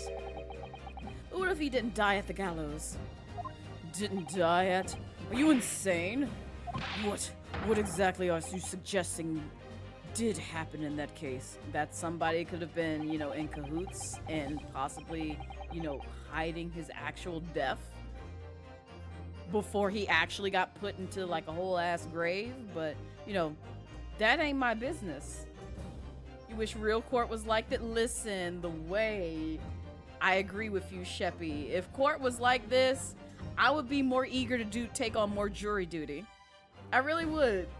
Just to see what would happen in court exactly like this. I'd be like, you know what? Sign me up. Please send me that letter in my mail that I have jury duty. Please don't do that. Dear God, don't do that to me right now. I don't wish to take on jury duty. That is not my place. I do not wish to do that right now. But I would love that. There's an episode of someone who described being attacked with a... Yes! Yes! Yes, Pop, you saw it. You saw it. I saw that one the other day. I'm so upset. Someone literally was assaulted with a whole... I think it was... Wasn't it KFC? Because it wasn't Popeyes. I think it was KFC chicken. And I was just like, Lord have mercy. You really just slapped this man with a bag of KFC. Yes, and he was just like, I had the girl, you know, afraid to approach me in the mall, thinking I was gonna pull up on her with a bag of chicken, ready to slap her ass. I was like, oh no. It was so wild. Oh man. See, you didn't need to expose me like this, Pop, because I've been on my my court cases binge lately. Speaking of which, I did not know this was a thing until I started watching, I think it was People's Court. Here it is. Because the actual business owner was on there recently, in the one that I watch. And it's a black-owned business. They did create a what is called the samurai wrap, which protects like long hairstyles with the satin lining on the inside, and you pull your hair through something that looks like pants.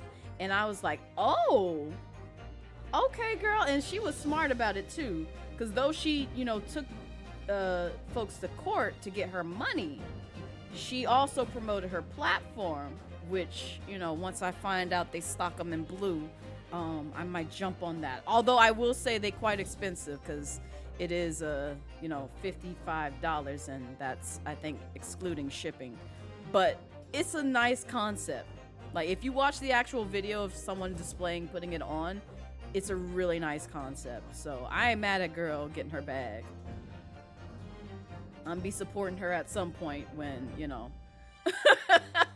when I get that blue. That's all I got to say. And most likely, like, you know, in a future month where I ain't got, like, you know, bills that I have to pay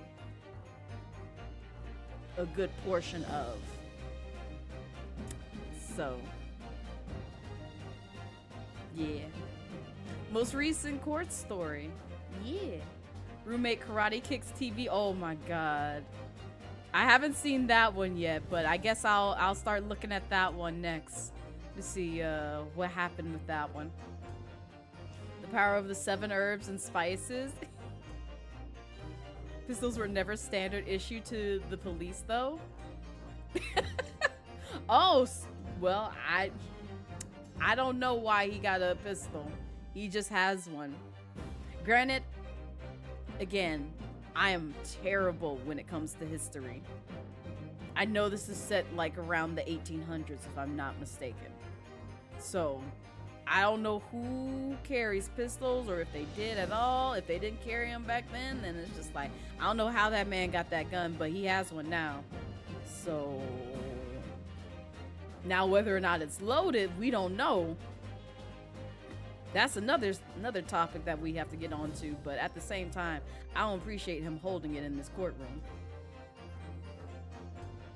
They were loose, getting slid in from port to port.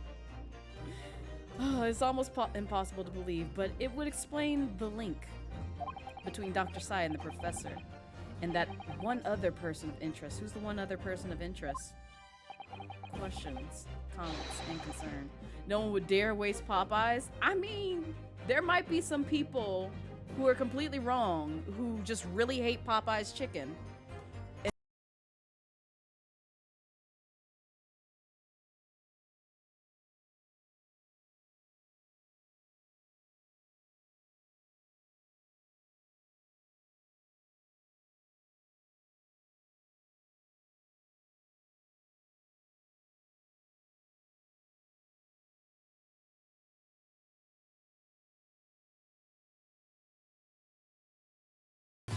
Ray, thank you so much for the raid, and I appreciate it.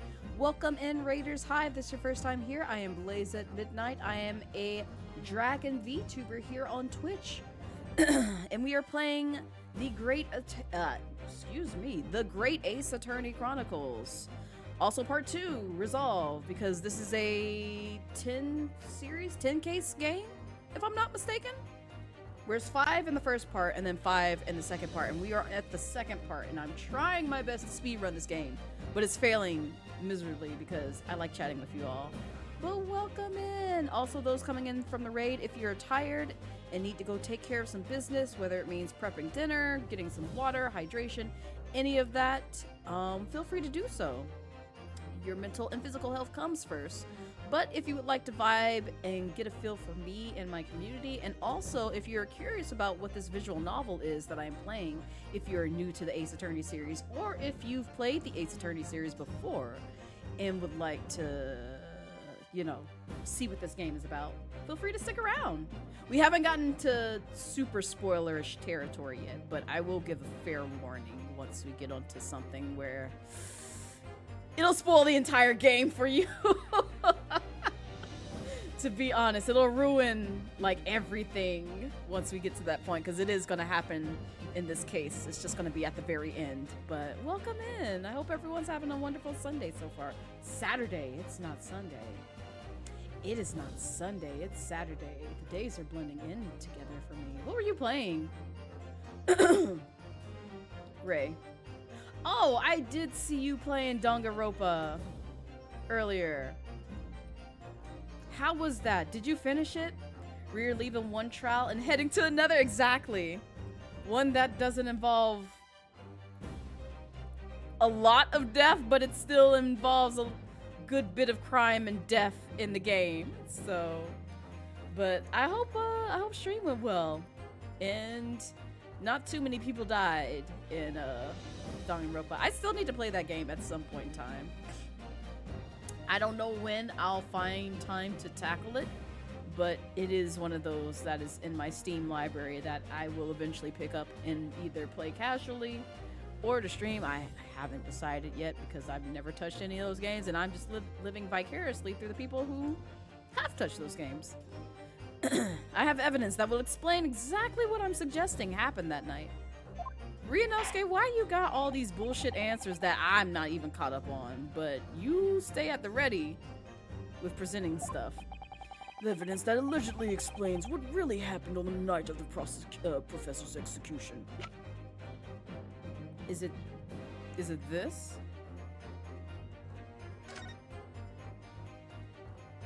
Is this what happened? What happened that night is written very plainly in this newspaper article. Executed criminal returns in the dead of night at local cemetery. You're suggesting it was a corpse coming back from the dead now? Not necessarily. Well, if this article is to be believed, yes. The professor, assumed dead, following his execution, emerged from his grave and was killed again. That is more in line with what he's suggesting. We will complete it tomorrow night. Hey, nice! How's Ace Attorney treating you? You truly miss playing this game? I wish to end this game. And it's not because I hate it. It's because I've played through this game before. When it first came out, because this actually, well, excuse me, I misspoke. When this game was translated and ported over to the Western side, I played it day one. So this came out, what was it? I think like last year sometime? Either last year or like late or summer 2020. I can't even remember because we've been on this game for so long. I picked it up. I played through it like it's just, you know, it's a visual novel. I read through it like it was, you know, picking up a book essentially, because I just wanted to know what happened in this game. So I know everything that happens in this game.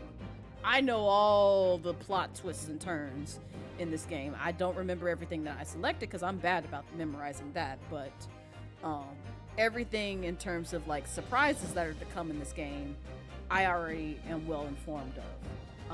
So it's not spoiler territory to me, but also anybody who also has played this game, please do not spoil for anybody else in chat. But I love this game. And this is coming from somebody who has played the trilogy, Dual Destinies, Spirit of Justice. I feel like I'm forgetting one. I didn't play the Apollo Justice series because I was against it at the time when I got through the trilogy and I found out that was the next game that they were going to release. But I went back and watched a playthrough of it on YouTube, and I was just like, oh, this actually is very essential to knowing what happens in Dual Destinies and Spirit of Justice that lead up to these things. And then I didn't play the Edgeworth series because all those still kind of reside on the eastern side of the world. But this is probably my most favorite Ace Attorney game that I've tackled yet. And if you remove nostalgia out the way completely, this is probably the best game out of the entire series, in my humble opinion. Between the features, the storytelling, the characters, the fact that you can also see animated cutscenes and can give the characters costumes. So really great, not gay. I mean, it's a gay game, but also it's a great game. And I highly recommend those who are both new and old to the Ace Attorney series pick this particular game up. It's going to be different in terms of some of the mechanics that most people are used to in the Ace Attorney series, because they do introduce some new mechanics to this one that I actually like. But they still have the same old, where it's just like, you look at evidence, you present it, you do some investigating of your own, gather clues, come to court, and, you know, get your person who you're defending a not guilty sentence versus guilty. But yeah, this one is a great game. Yeah, you think you did something wrong? Hold up.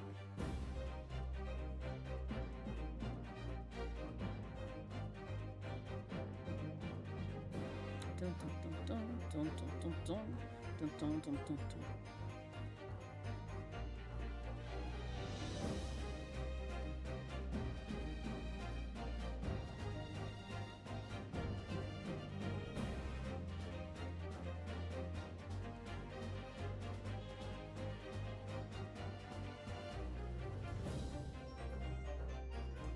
Okay, Riku. It's gonna be a universal emote, so not one that's specific to my server or anyone else's server, but it's the default emotes that Discord gets you out of the gate. So like any server that's any emotes that belongs to any other server, it's not gonna be that. But there is a question in the rules that asks you something very out of context and out of place. That's the one that you have to reply to by emoting, and that'll give you the role that you can get to access the server. So, and that changes, so it's not going to be the same all the time for those who are looking to join the Discord. And I do that purposely because, again, I work in IT.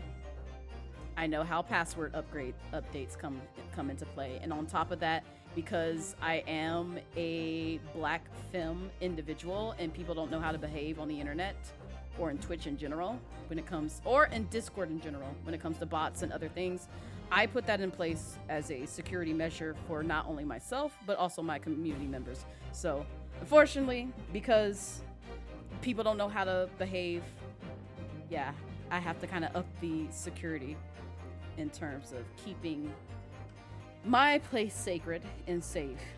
And so anyone, even if you did pay, still has to go through the vetting process to make sure they're not a bot. But take care, Ray. I appreciate it. Thank you again for rating. I really do appreciate it. Enjoy the rest of your day too. You know, you're not trying to be biased, but you might have to agree it's the best. Oh, yay! I'm glad that you agree. But yeah, take care. Enjoy the rest of your day, Ray. And I really do appreciate you sharing your community with me. No, it's nothing, Chungus. Someone's just trying to get into the Discord. So, and it's just, I'm just describing in terms of because I've been on this platform for like roughly 5-6 years. So I've seen everything between people getting hate rated, people who have been spam botted, people chasing for clout, all the works for the most part.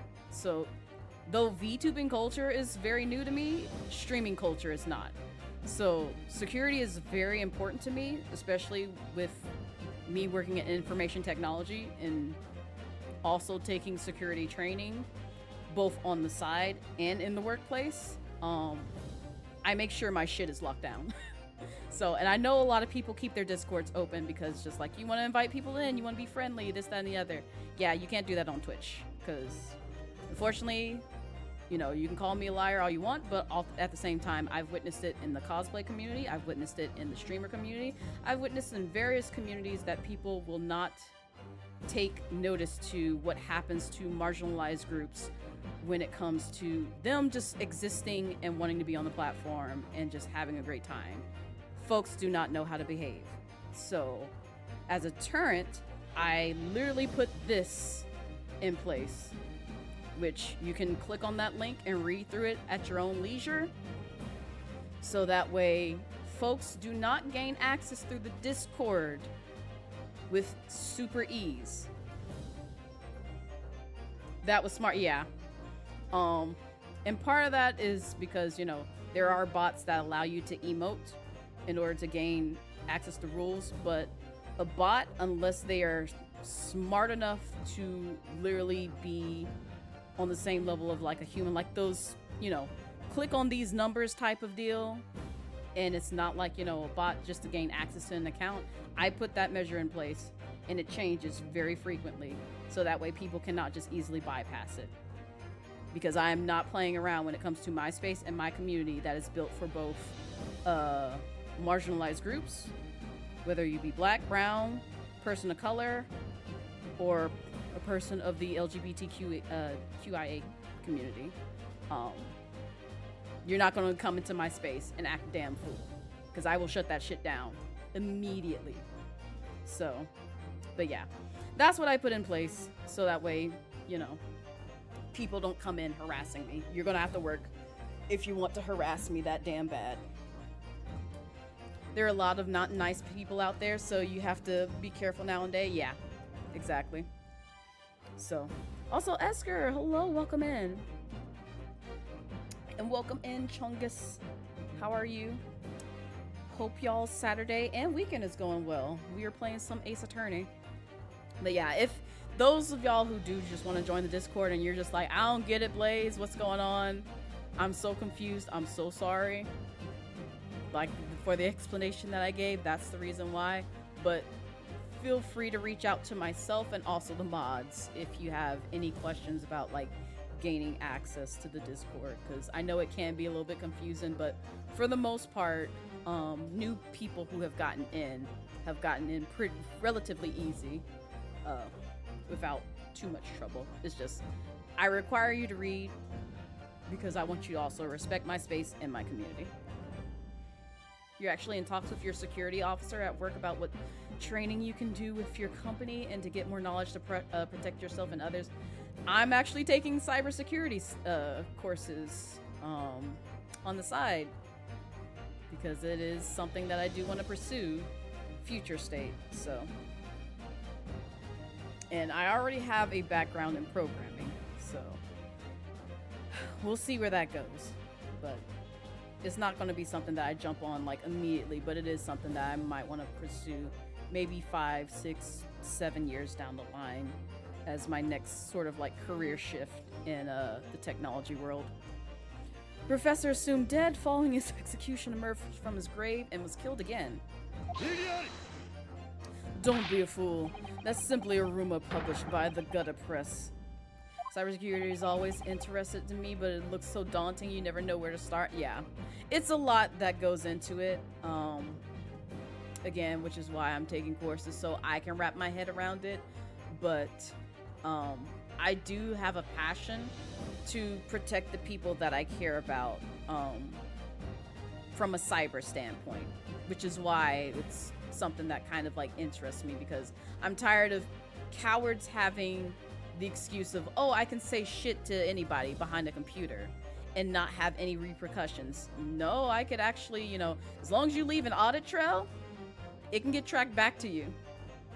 And that's coming from someone who's seen a lot of shit written into our systems, databases, and such. So people think that stuff doesn't get written and captured, you know, without, you know, a backup there of seeing what certain things have been said in the past, but it exists. It does, and it can get back to you relatively quickly. The suspect drank a mega pint of red wine. No, not this.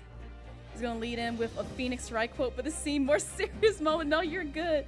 You're more than welcome to still share the quote, Chungus. It's all right. We get on serious topics every now and then, but I try not to keep it like super serious there, because what is life if you can't have a little chaoticness and laughter in your life? It'd be a boring and serious life, honestly. People don't realize how much info they leave behind every time they go anywhere or do anything. Exactly, Gorum. You're eating, you're lurking, but question is JoJo, not JoJo, Gojo your fave from JJK? Yes. And Sleepy Grumps. I honestly forgot what his real name is because it's been so long, but it's the black-haired guy in JJK who's who's with Itadori and what's her name? Know who I'm talking about. Damn, I forgot his name. I'm so upset. I just like calling him Sleepy Grumps. That's my nickname for him. Well, I'm sorry, Tig. I'm very sorry. Also, I swear to God, don't you spoil anything for me for JJK. Because I saw somebody post something regarding Gojo, and I was just like, don't you dare spoil the manga for me. I don't know how true it is, but it's just like, I see I have to stay off social media because people can't keep their mouth shut about what happens in the manga versus the anime. Because I haven't made my way there yet. I think this is the most serious you have been in a long time, other than telling people to eat and hydrate. You're always serious with that? Yes. Oh, you don't read the mangas? Okay, good. But yeah.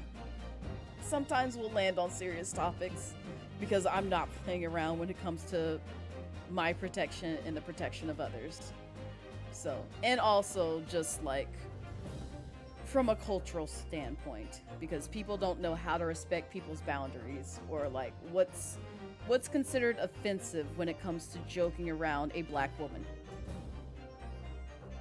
Because some people is just like, yeah, I can make that joke. Yeah, that's called microaggressions and racism. Mm-hmm. And possibly sexism. But go off, my guy, please. Continue. Continue. Please. Because I guarantee you, you're going to catch a quick ban here if you say it here. Let's stop getting on serious topics. Because y'all got me on Aries mode. I don't need to be on Aries mode when I'm playing a chill game like Ace Attorney series. That's a whole podcast by itself, honestly. Social media made you all the way too comfortable with disrespecting people and not getting punched in the face for it? Yes. Yes, yes, yes. Can you be certain of that? Are you serious? The point is, as the article says, there was a witness to what happened.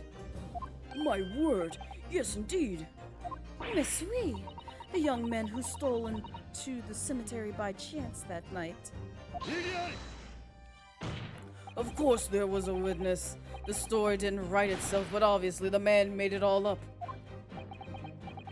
In any case, this was 10 years ago now. There would surely be no hope for finding him. Not necessarily. On the contrary, my lord, we all know this witness very well. What? Were you suggesting, counsel, that you've identified the person in question? That you know who claims to have seen these utterly incredible events take place? Yes, my lord. In fact, you could say that he's right here before my very eyes. You will substantiate your latest claim now then, counsel. Are you serious? Was the alleged witness of the staggering scene from the cemetery 10 years ago. Are we really going to question who this is? Because I think we've had this discussion before. It looks just like him. Oh, hold up. I forgot we could review the scene, you know? Just, oh, it doesn't even keep him there. That's terrible UI design, but obviously it's him. Also, I didn't know this man was 35 years old. He looks beyond 35. The man in question is Enoch Drebber. Drebber? The previous witness? The special exhibit in the House of Horrors at Madame Tussauds Museum of Waxwork recreates that decade-old scene in great detail. The scene did change his haircut. It did. It did. You're right, Zaitzi. It's just, he still looks very old. Older than he should. But respectfully so, because, you know, he witnessed a traumatizing event. His evil objection. The condemned criminal emerging from the grave, and beside the tomb, a young man with a lantern stumbling upon the terrifying sight. And that young man is a 10-year younger Mr. Enoch Drebber. You just captured his face perfectly. This is what you witnessed, Tussauds. Order, order, order! Order. Surely not, counsel. Drebber was there? In Lodgate Cemetery? What is all this about, Mr. Drebber? Is the name significant? Did he not tell you his name? Of course Madame Tussauds doesn't know, does she? Yes, it's extremely significant, madam. Thank you, Tig, for catching it. To your situation as well, in fact. What situation? The theft of the Professor Waxwork from your museum some days ago. Dragon Daddy, thankies. Was perpetuated by the very same man. None.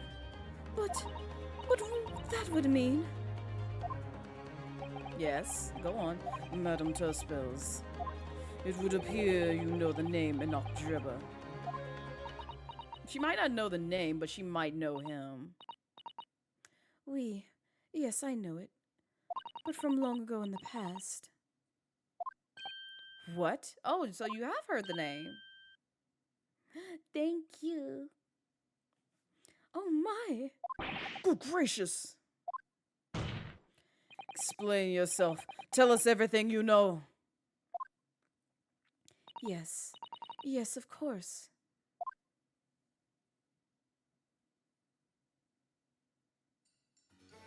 The story of the young man and the terrible sight he witnessed in the cemetery 10 years ago was published in every single newspaper in London and throughout Great Britain. However, in all of the articles, the witness was simply described as a certain young man. No details were published about his identity. His name was never revealed. That is, apart from in one newspaper.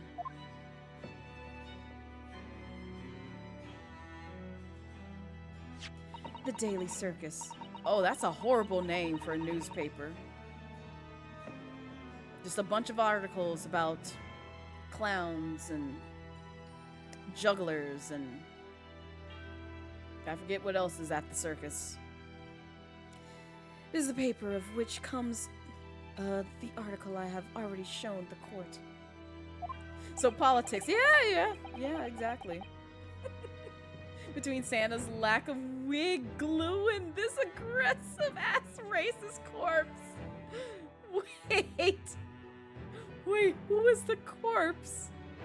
You would never read that paper? You can't take it seriously. It's just nothing but a laughing matter. I mean, who? Who are you talking about, Tig?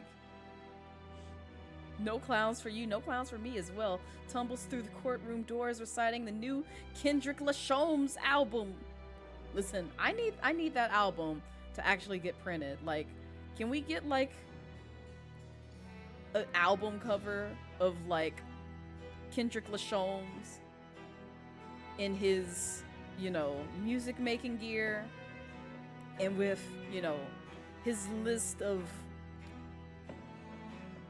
We need to give him a list of songs, now we think about it. I don't know what all he would sing, but I'm invested in this now. Like, he needs to have some tracks.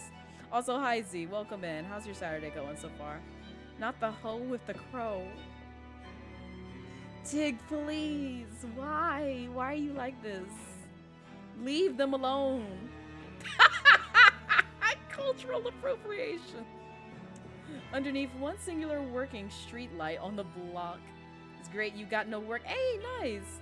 You gave me an ideal for a meme. Hey, nice, good. I'm happy. I'm happy I could oblige. Run with it, Z, please. That makes you the second person that I gave someone an ideal, because I think Pop ran off with the thing that we discussed earlier. I'm not going to give any details. I'm going to let Pop surprise y'all with that one. You're saying that his full name was only publicized in that article. Goodness me, yes. Here it is. Not track 2 plagiarism. The university student who experienced this shocking event is Mr. Enoch Drebber.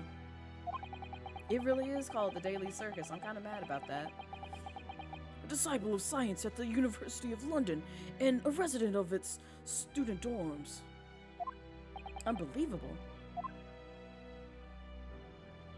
When I read the article, I went to meet with the man. His discovery of the condemned criminal coming back to life in the cemetery in the dead of night. Oh, this is how she got her information for her wax museum. Will make a perfect exhibit for my House of Horrors, whether it was the truth or not. So you did! You really just lied in the courtroom. Perjury. Not even the Daily Circus, just Daily Circus. Every day is just a laughing matter for what happens in the world of the Ace Attorney series. Hee hee hoo ha ha ha. I see. So you went to meet Mr. Drebber in order to sculpt a waxwork of the man, did you? Exactement. He was studying science at the University of London in those days. He was just a poor student. I paid him £5 to model for the waxwork. And since that time, it has been in my museum to recreate the scene of terror from the cemetery. Well.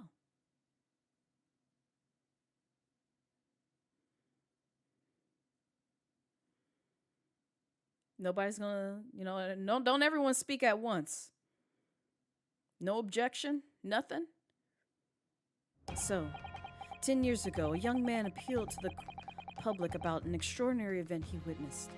A criminal who had been put to death re-emerging from his grave in the middle of the night. But the public treated his claim as nothing more than an amusing anecdote that was soon forgotten. 10 years later, the same man steals a waxwork model of the executed criminal, ostensibly to use as a body double for the victim in the case we're discussing here today. Even though the waxwork's build is a poor match for the victim and its face is obscured by a mask. So the question is, why would the man do such a thing? These are questions.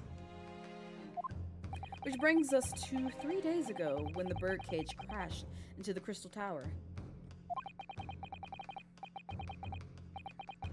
The birdcage had in fact contained not the body of Mr. Asman, but that same waxwork. The coroner from Scotland Yard who investigated Dr. Sai would have noticed immediately.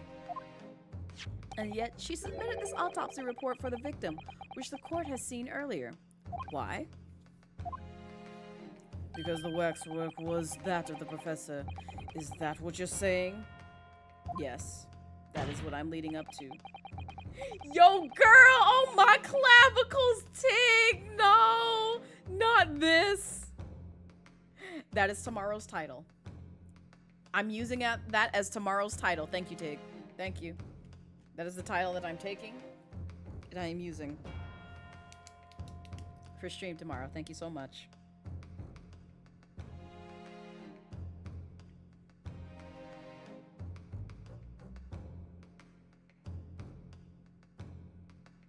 I love that so much.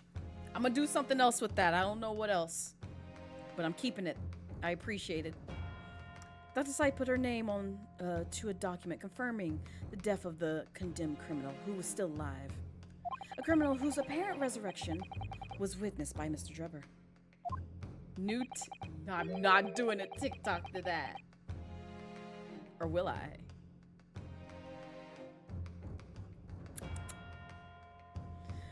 But that misconduct was a deadly secret the coroner would do anything to protect.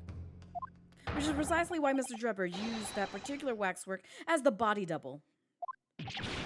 Oh, please, you ain't hurting, boy. Sit down. Sit your ass down.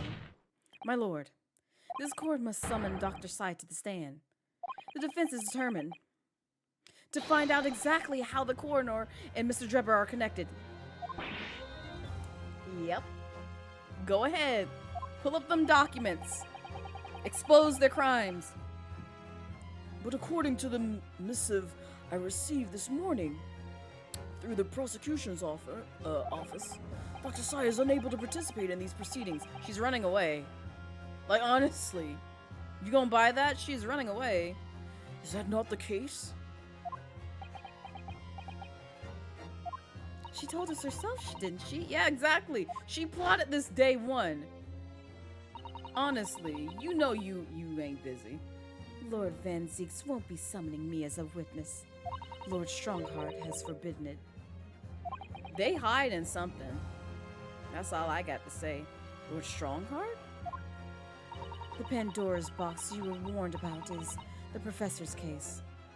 But please don't make the mistake of thinking you'll get any information about it out of me.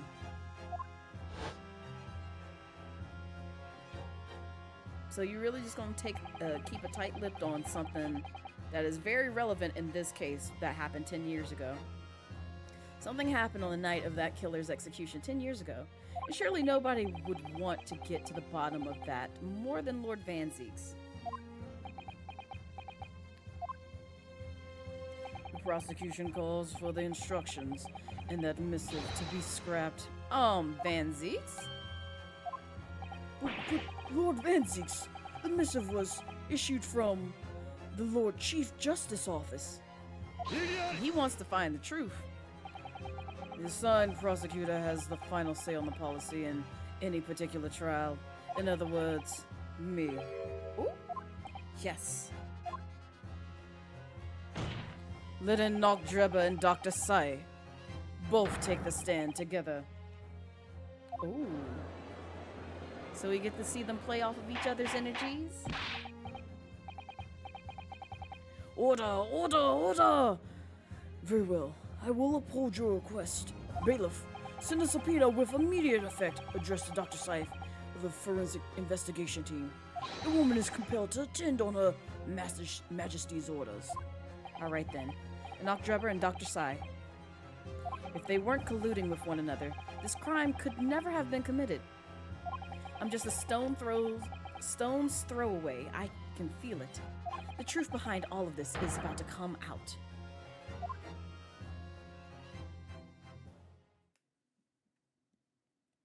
Oh, I was about to say, why is there a floating head at the stand? Thank you for your attendance at such short notice, Dr. Sai. I'm disappointed in you, Lord Van Zeeks. You've completely betrayed the agreed policy of both Scotland Yard and the prosecutor's office. No, you leave her alone, Tig. Betrayal is not in my nature, as long as the truth isn't compromised.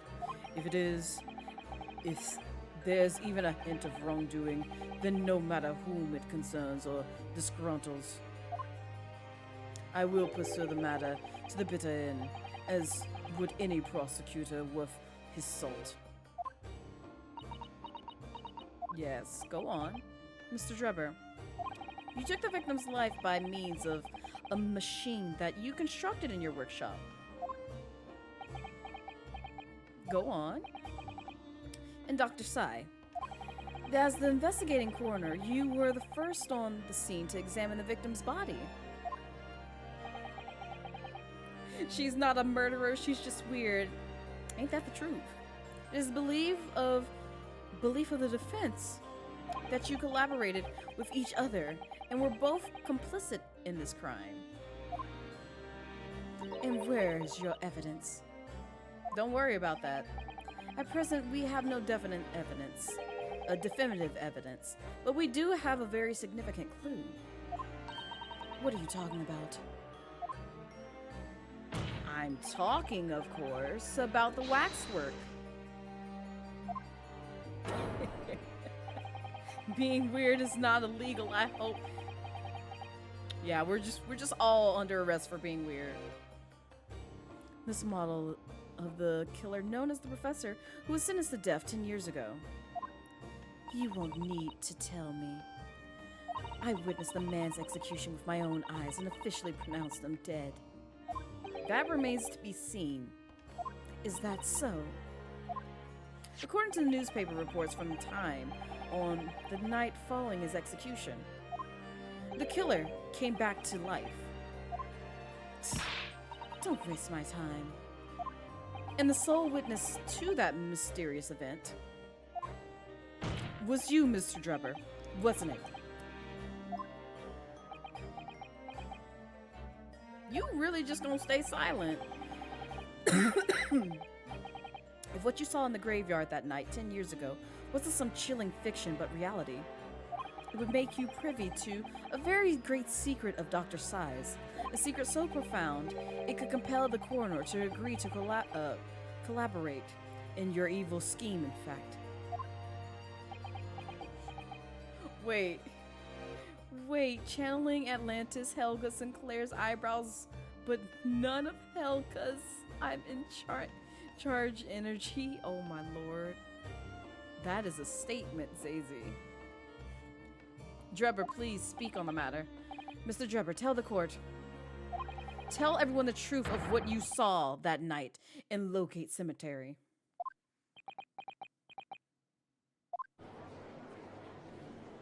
We really forcing this man to relive this event?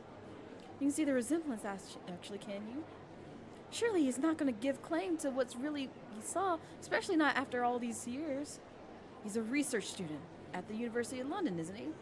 And a bit too clever for his own good, if you ask me.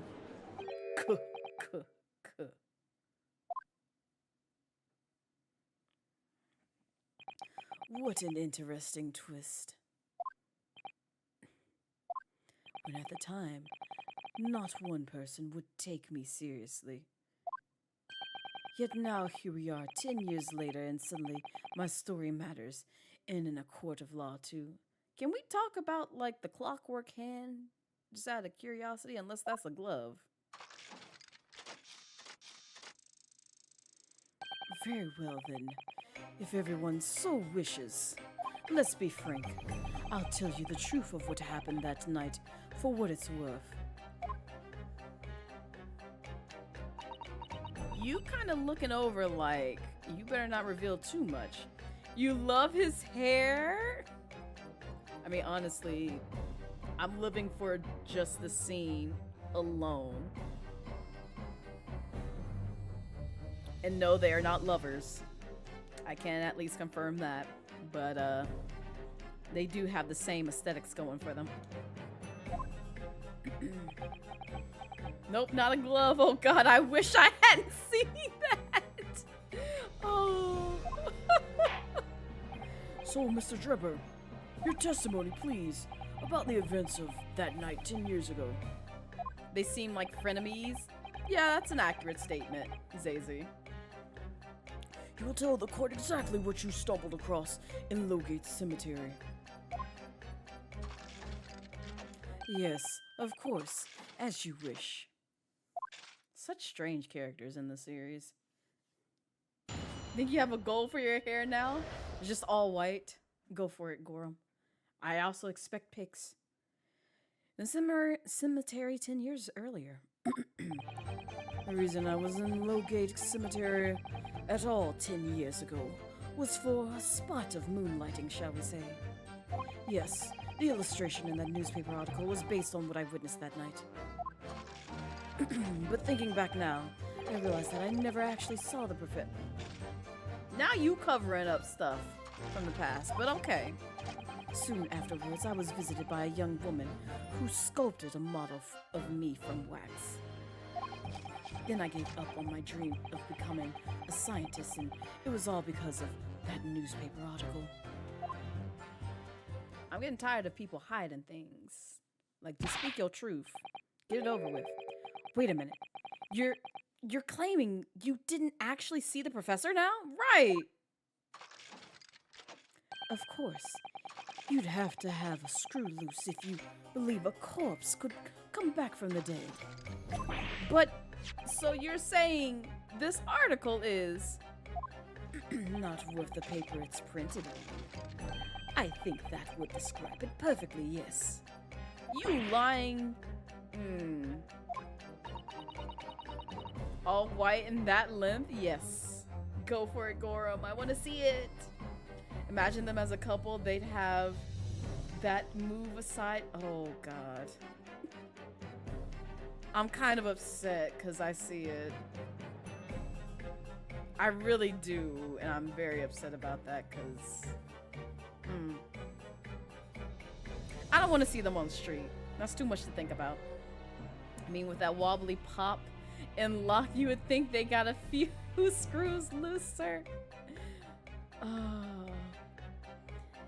If the details in the article aren't true, it nullifies your argument for why Mr. Drebber and Dr. Seif would have been working together. So he's discrediting himself to cripple my argument. Yes. Yes, he is. It's oldest tack in the book. Or trick in the book. Tell me, witness. You claim to have been in the cemetery on some auxiliary business. Can you elaborate? He really likes doing that motion. That's right. Grave robbing, to be precise. As you know, Lowgate Cemetery is at the rear of Barclay Prison. So among students at the university, it had a reputation for being haunted by the ghost of condemned convicts. Grave robbery, you say? Yes, exhuming fresh corpses to sell is reasonably lucrative.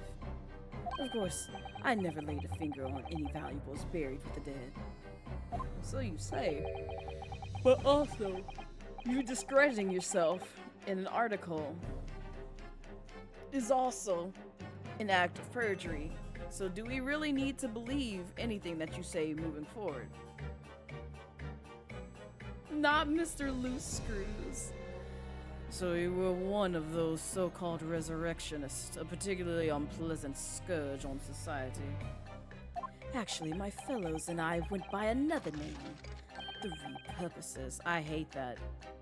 I don't like that at all. That is quite beyond the pale. You would invite divine retribution, sir. Yes, well, I think I suffered retribution enough. The Daily Circus eventually unearthed my name and put it in print. It caused me a great many headaches. In the end, I had to leave the university. Wow. That was the only paper with the bad grace to identify me ambiguously, I might add. I see. Out of interest, who drew the illustration for the article? Ah yes, that was the reporter who exposed me. He sketched that right in front of me as I described the scene. So you did witness it! What do you mean? Obviously, as time ticked on, I bitterly regret what I done, claiming to have seen something I never truly saw. Foolish, very foolish. But, okay, no, it's alright. Just let him have it. We about to unravel this. Well, counsel, for the defense, you may proceed to the cross-examination now. At once, my lord.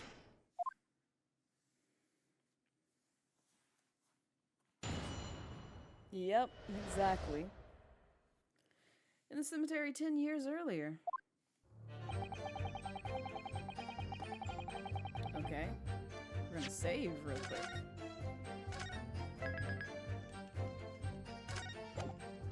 Because we're on a roll. By moonlighting, you mean grave robbing, do you? Surely you only need to look at the graveyard scene and my appearance to gauge the answer to that. The lantern and spade. But who on earth would want to buy a dead body? Yeah! Any major hospital. The hospital? In order to better understand the human body, the study of anatomy is crucial to medical science. Okay, Nope, I'm not gonna argue with the logistics behind this, but at the same time, I would not trust.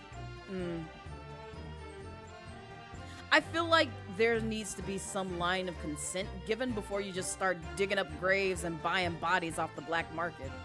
But, you know, you do you, ma'am. If that's how you roll, by all means, do whatever makes you happy in your place of work. But there isn't a hospital in the world that has enough specimens to work with. Though obviously they can't openly express an interest in obtaining more by dubious means. As inspiring scientists, we young research students had no money to work with, as I'm sure you can imagine.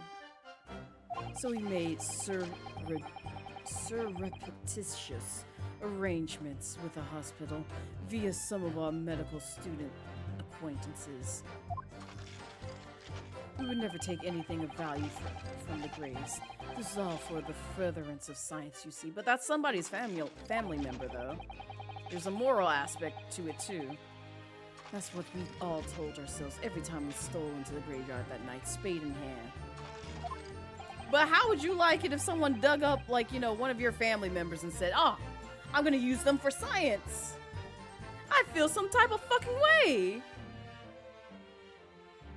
You know, arguing with anybody that fights the sun and loses every time. In the US, people did actually steal bodies from the graves for medical science. Why? You can steal white people bodies, though, or everyone will be mad, so, you know, yeah.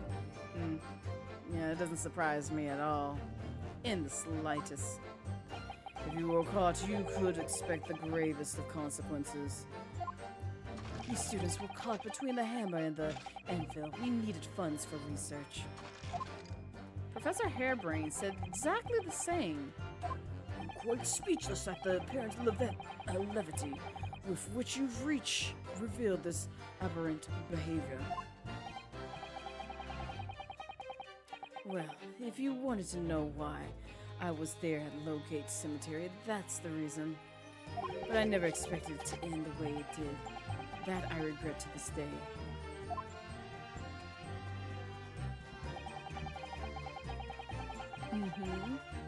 I thought you didn't see it, though.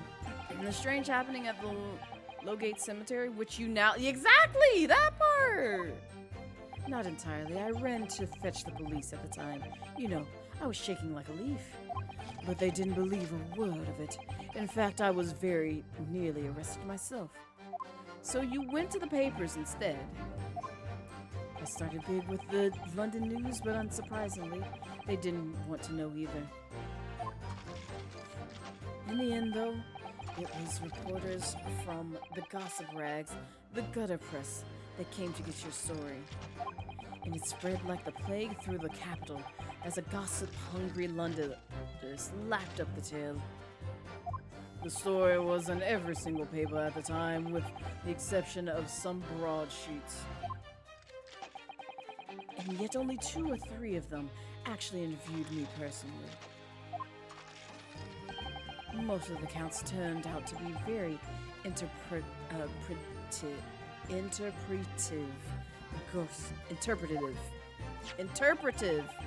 ghost stories. Good lord. What about the article in the Daily Circus?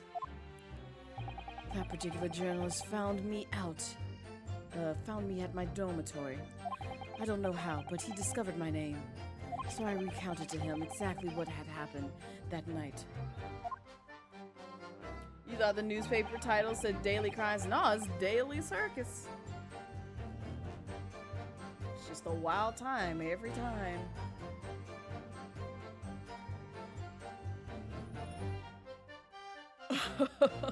Never have children.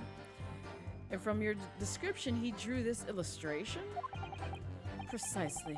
That's how I learned that the condemned man was the infamous professor. Got the different stages of death, you see. Rio is obviously alive. Robo Dude and his sister or whatever the fuck they are. And the vampire is after the racist Mortimerus kicks in. Not the racist Mortis. I hate it. Absolutely hate it. Because the reporter told me so, so I had no idea myself, you see. Newspapers all won't to... What? Newspapers won't to snoop around in matters that don't concern them. That is a broken sentence, but sure. So the scene portrayed in the illustration is accurate then? Well... Going back now, I realize that I never actually saw the professor at...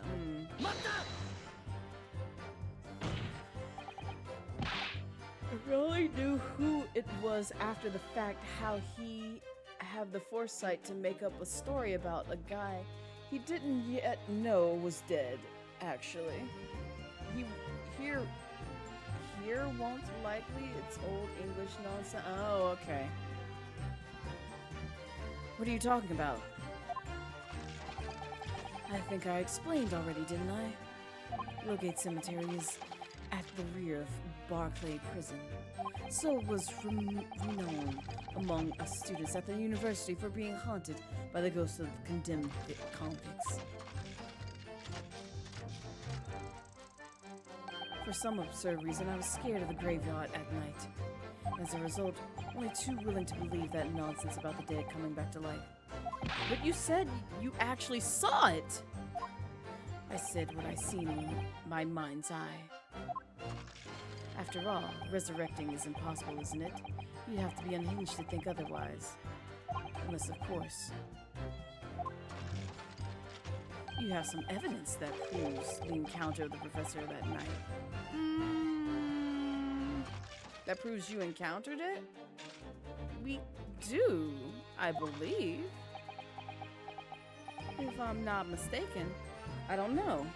Is there any material evidence that could show he really did see the professor? I feel like there is. But we might be stepping on toes a little bit too soon.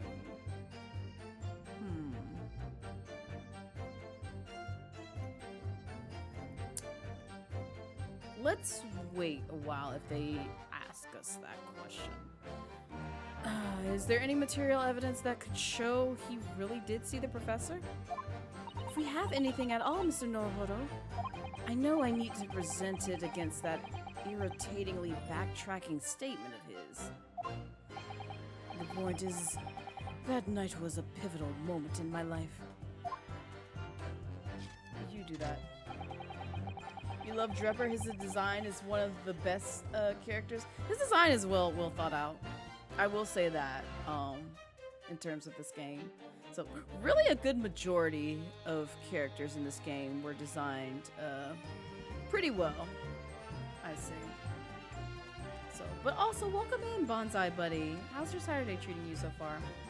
You get the waxwork head. You feel like that's jumping the gun though? Yes, for right now. Because that wouldn't tie him, because he asked what tied him to being at the scene at that time. All the head does is just showcase that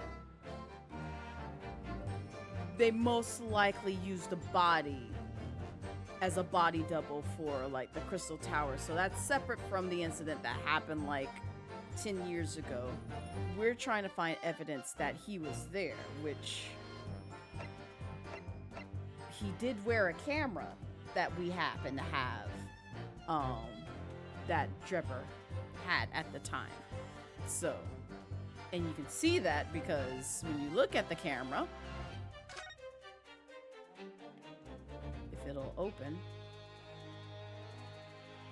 it's one of these that actually opens it. Oh my god. I forgot how to open the damn camera. If we just click on it? No, not there. Not there. There we go. Okay. There's blood on the camera, is what I'm leading up to. So, yeah. And it's not just anybody's blood. It's somebody's blood. So, he was there. We know he was there. It's just, I don't think we can present that quite yet. We have to catch him sort of leading up to the point that he had something like this on his person. If Tuspills doesn't rat him out, because that was found in the Wax Museum. So, but we're slowly getting there. It's just we gotta kind of like wait for it. Was it in the newspaper or you're wrong? We've already gone over the newspaper in terms of him being there. He's denying the fact that he actually saw the event that took place. So that's what his testimony that he's giving right now is catering to. So now we have to kind of debunk that denial that he's just like, oh yeah, I was actually there.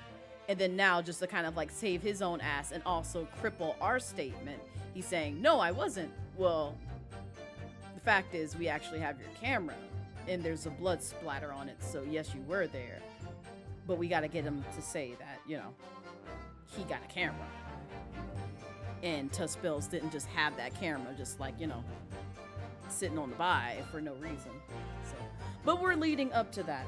We're getting very close to it. But what I am gonna do real quick, because it is 6:30, I'm not gonna end stream, I promise. I am gonna take a quick break, just so I can like make myself some tea and stretch and possibly grab an energy drink, depending, because I do feel the sleepy sleeps coming on and I don't want to do that. I want to try and get through this game as quick as possible, but I also don't want to yawn too much in the mic. So I'm gonna give us a quick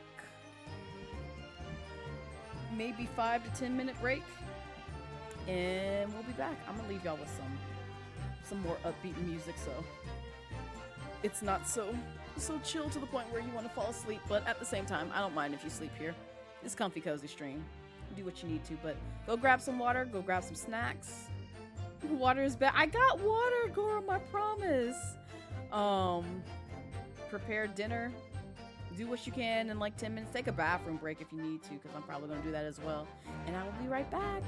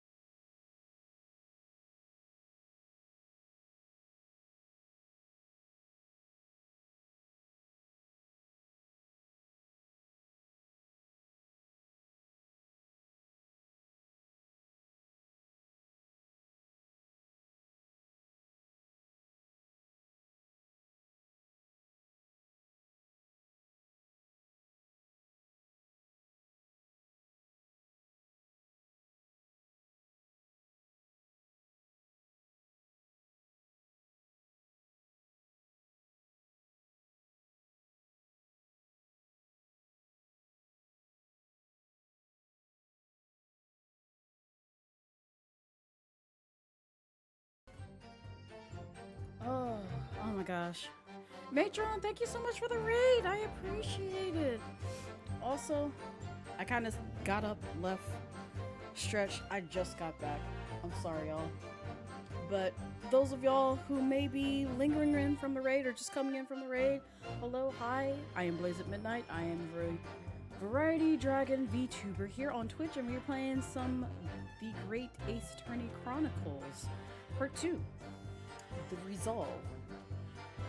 But I am back. I hope you guys took the time to get up, go stretch, and if not, you should definitely do so. Get you some hydration in your bones, get you some food in your system like I just did, get you some extra boost of energy if you're trying to stay awake for something like I just did, and just stick around and vibe, because I'll be doing mostly just reading out loud, but if you have, like, you know, some stuff that you want to talk about in chat, feel free to do so.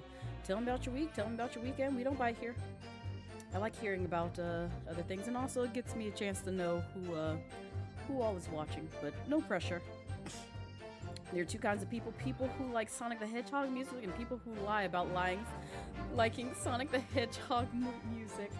I try to pick songs that won't get me in trouble, because I don't feel like going through the whole system of, like, I still need to look into it because of the audio mixer that I use that will separate my sounds effectively and adjust them accurately.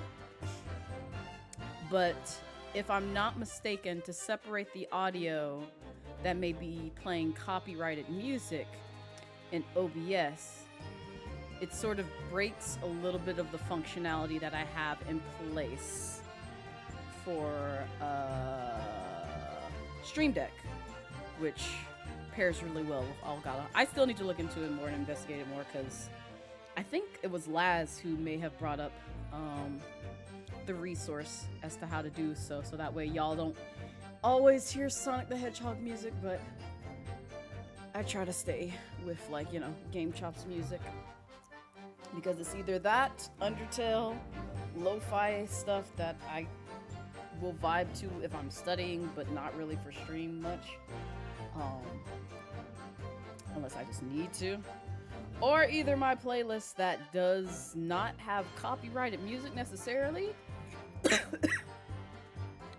because the content folks who actually created the songs are fine with it being used for content, but YouTube hates it and marks it as copyrighted. So it's just a pain all around when it comes to music and stream, and I hate it, but that's unfortunately what we have to deal with, because otherwise y'all probably be hearing some songs that I've saved on my Spotify under another playlist, but we'll see. I'll eventually get around to looking into it more. You have not moved, and you're hydrating with whiskey. Gorum, drink you some water. You better get you some water in your system. Still with you, just lurking. Enjoy the lurk, Chungus Among Us.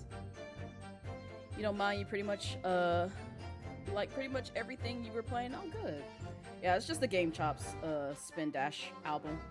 Or one of them, because I actually have all three of them in a playlist together, so they alternate between all three of those albums. Because Game Chops is just like, yeah, you can play our music. We don't care. We don't fucking care. Also, is that Usami? I'm sorry I called you out. I'm sorry. You reminded me that there is a community challenge that's going on right now, where if you would like to put in some channel points to see longer content from me, and also a donate-a-thon from me, where I showcase some things that I have planned, as well as y'all can torture me more with possibly mushrooms, possibly stuff from the Chill vs. Rage stream that I did last year while raising funds for PC, or some other things. So make sure you put those channel points to the community challenge if you have them. If not, feel free to lurk around, rack up on some channel points, put your channel points into that versus snatching my wig versus bonking me with Bowser and everything else that is used to, like, torture me on stream. And maybe you can have a week-long worth of content from Blazette. I know, how dare! But how are you, Sami? Welcome in. Long time no see, friend. I hope you're doing well. I know I've been pretty busy as of late, so And I know you have most likely been doing the same. We need Blaze content 24/7. Listen, if I could do that all the time, I would. I most definitely would. You literally just see me sleeping on stream, eating on stream, and then also just like streaming regular content. That would be the dream, huh? Wouldn't it? Wouldn't it? You know how you can get that? Through channel points. Smile. But yeah, I hope you're doing well and having a wonderful Saturday so far. And a wonderful week. Someone ever severs your left hand? Can you get one of those steampunk hands that this guy has? Listen. I'm still sitting here wondering, like, did he lose this hand? Did he replace it because it just looks cool? Like, I have so many questions about Drebber and this gear functioning hand. Because I'm still not 100% convinced that it's just a prosthetic that just kind of helps him get through things much easier. He did that himself, I feel like. You've been good planning in Shiz. You already know? Of course I know. Of course. I hope the planning goes well, though. I am also planning, but also trying to find the time to sketch by catching up with my video editing stuff, because I'm behind on VODs, on uploading VODs. I'm behind on uploading YouTube content. I'm behind on uploading little shorts and clips for TikTok and other areas of the platform. So eventually I gotta play catch up. I'm working on it. I finally kind of played a little bit of catch up with my YouTube content, but we'll see. You're behind on that's the phrase right there, Gorum. I'm behind on life. That one right there is it.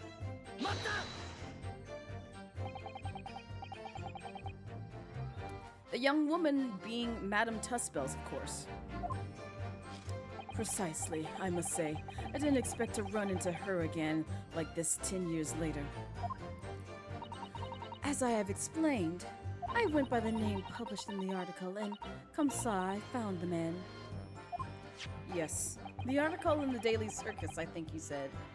I was a poor student with barely a penny to my name at the time. And the young lady put £5 in front of me. So you readily consented to having a waxwork of yourself made and gave permission for it to be put on display. I did. I should sell what little I had to sell, I concluded. Ah, oui. I remember now. I purchased something else from you that day, n'est-ce pas? N'est-ce pas?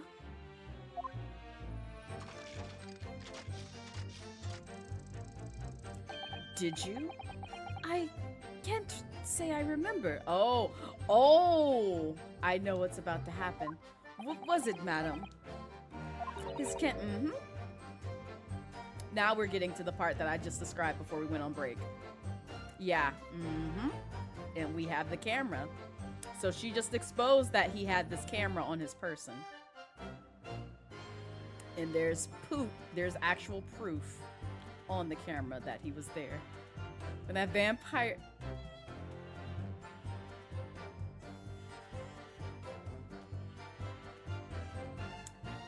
Tig.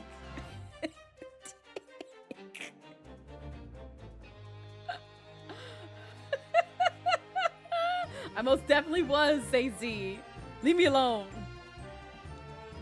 Ah.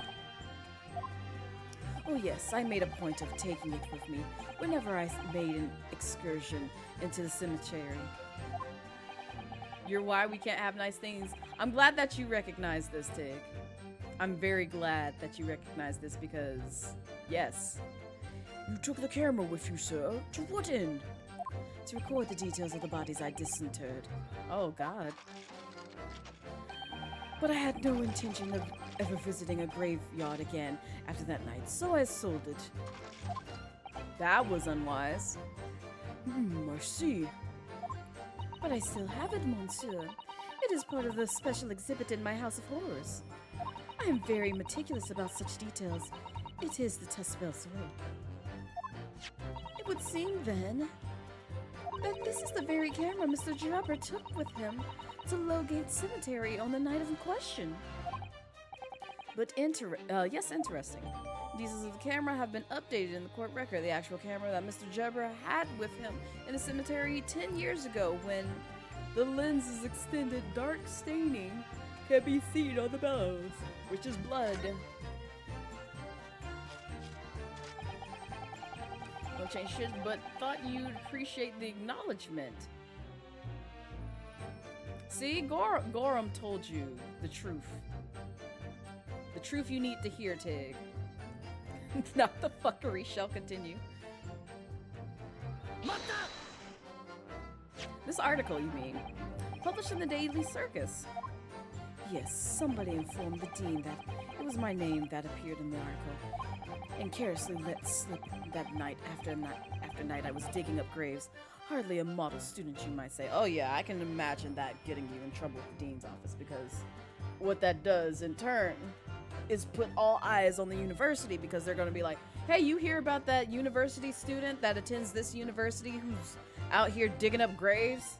Yeah, let's get news press on that. So yeah, I can see them like letting you go just to kind of like avoid the press and like bad imagery on society from that. The university's reputation, yeah, was execrably defiled, and I was expelled as a result. Yeah, that makes sense, unfortunately. But who reported? It was a student, I believe? He said it. Oh, no, it's just somebody. So we don't know who. So somebody apparently let loose. We just don't know who the informed person was. So it might be somebody in this courtroom. You never know. Mon Dieu, I had no idea. And having been run out of the university, you found employment in a somewhat specialist trade. Maybe? Thank you, Tig. That's fine. I will sip all the water that you give me. Although I think there is a cooldown on that hydrate command. Or a limit to it. You combine your knowledge of science with knowledge of stage magic to create various experimental machines intended to demonstrate never-before-seen technology. And you use those deceptive machines to trick the government and private investors into giving you money. Because hydration is important? Yes, and I always stay thirsty out here in these streets. I always stay thirsty. 1,000 biddies shows you how thirsty I can be out here in these streets. And 1,100 biddies will definitely show you how fucking parched I am. And that's all I have to say about that. Professor Albert, wow, you so rude. Professor Albert Hairbrain was just your latest victim, wasn't he? Whatever you were talking about. So thirsty she drowns war criminals by accident? Yes, Zazy. Yes, I do. And rightfully so, because he knows what he did. But at the same time, it's okay. I'm still drinking his essence at the end of the day. Yeah, you think about that. You think about what just happened there.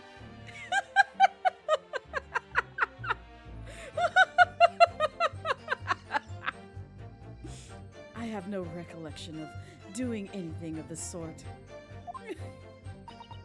I know you were. I know you were, Zazy.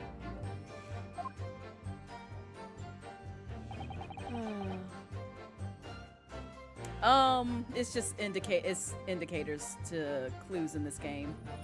They kind of highlight words in terms of like, oh, you should probably be thinking about like some of the stuff that he's saying, because it's going to be used as a contradiction to kind of lead up to certain evidence that you probably should hone in on and present to the court.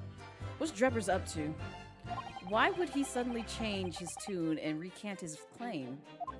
I wonder if perhaps it's because the circumstances have changed now. What circumstances? if he admits to having seen the professor emerging alive from his grave 10 years ago, he'll expose a secret in Dr. Sai's path that she would desperately want to hide. Yes, of course. If Drebber and Dr. Sai were working together now, then if Drebber were to betray her, there would be no reason for her to continue to cooperate, yes. In that case, there's only one way around it. I'll have to prove he really did see it, yes. Prove he really did see the professor's corpse coming back from the dead as he originally claimed. Yes, Mr. Naruhodo, exactly.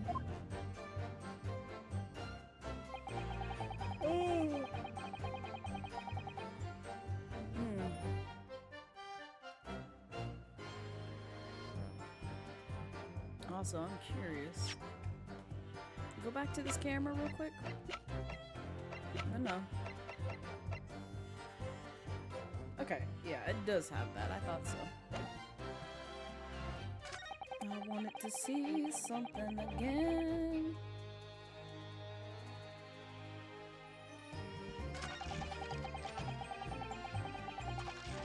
Realized you never actually saw the professor at all. You say this with such conviction in your voice, yet I don't believe you. And I'm going to... Oh, go ahead. Save on that real quick.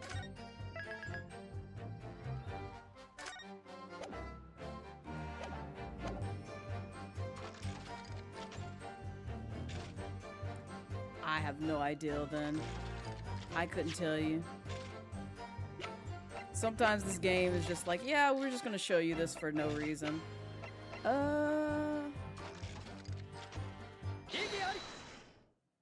Let's talk about this, Mr. Drebber.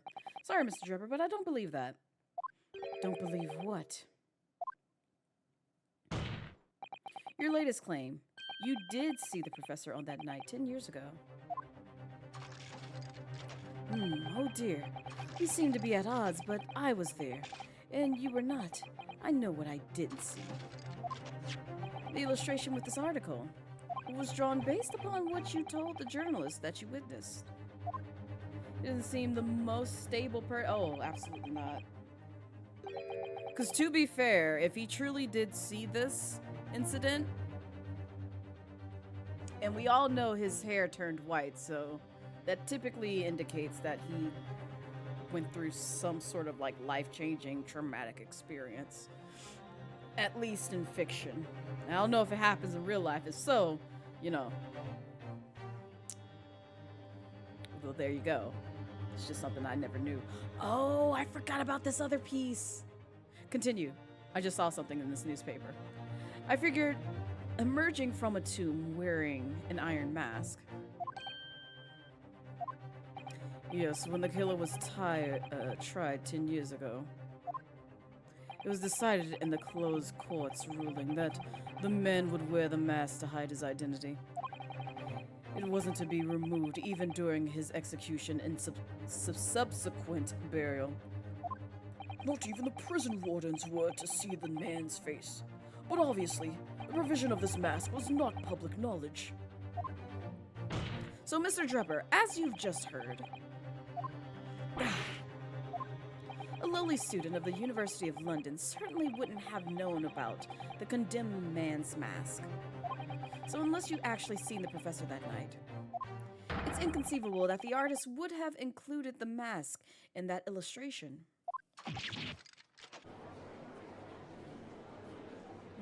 Do go on. Order, order! Well, Mr. Drebber?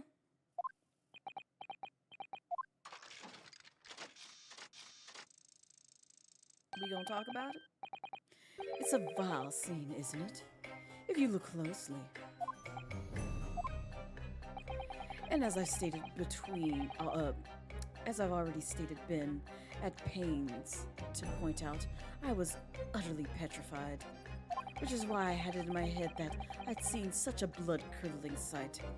But afterwards I came to my senses and realized that I'd been mistaken. You're still saying you didn't see it? If you're stubbornly sticking to that story, witness, then amend your testimony to explain exactly how you think your eyes deceived you. Of course, of course. Only too happy to oblige. I can't believe he's still going to concede this point. He's doing everything in his power to hide the truth. But okay. In fact, what I in fact witnessed was a fellow grave robber at work. Alright, elaborate. Who else was there? A fellow grave robber? What are you talking about? Well, I wasn't the only one busy in the cemetery that night, you know. Other body snatchers were at work. Of course, when I saw one emerging from the hole, he dug my heart, very nearly stopped. So that's the terrifying sight I actually saw, you see. You're claiming it was just another student on equally insalubrious business as yourself. Many of the medical students would wear metal masks to protect them from bacteria during dissections. Clearly the fellow was using such a mask to protect his anonymity. Wouldn't you say? Yeah, he is. But there's more to the story, isn't there? The article goes on to say, in the next second, a gunshot rang out suddenly from behind. The bullet pierced the resurrected man's chest, whose breast then stilled once more. We might assume that the Secton discovered the miscreants at work, perhaps, and fired upon one of them. If a gravedigger had shot someone in the cemetery, I think it might have been rather big news, my lord. Yeah. Oh, yes, well, I can only assume it was an embellishment bolted on later by the reporter. What you got, baby girl?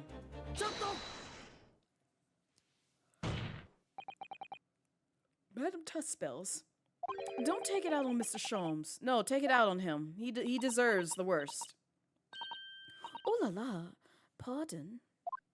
I was lost in my thoughts. Would it be fair to say that Mr. Drebber's last remark was significant to you in some way? Dr. Syph has given her the stink eye. I thought it was a little strange, that is all. How Monsieur Drebber could claim this now. If you don't mind me saying, madam, what are you talking about? Well, when I met you 10 years ago at your university dormitory, you recounted to me about your adventures in the cemetery, no? Including the gunshot. Stop! You might want to watch your tongue, you know. No. Have a care, Drebber. That's no way to speak to a lady. Please, Madam Tuspells, carry on. Yeah, ignore him. He's just throwing a tantrum. Of course. According to what Monsieur Drebber told me at the time, he did hear a gunshot from behind him, and the bullet hit the condemned man. I said nothing of the sort! None. You were very explicit about the details. About the mask that the figure was wearing. And the blood that splattered over you when he was shot. Got him! Enough! Shut up, woman! You're making all this up! That'll do. Mr. Drebber. Yes? You refute the account just given by Madam Tuspells. I have no recollection of it ever saying those things. Come now, do you really? Control yourself, counsel. I will not permit baseless accusations in my courtroom. Oh, that's okay. Well, we got the proof. Right.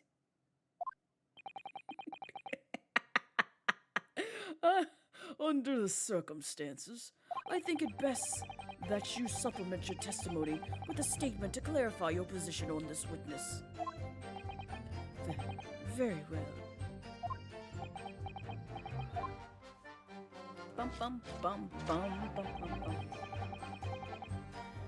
There's no gunshot from behind me at all, nor any splattering blood. Interesting how you say this, but I'm gonna press on it anyway.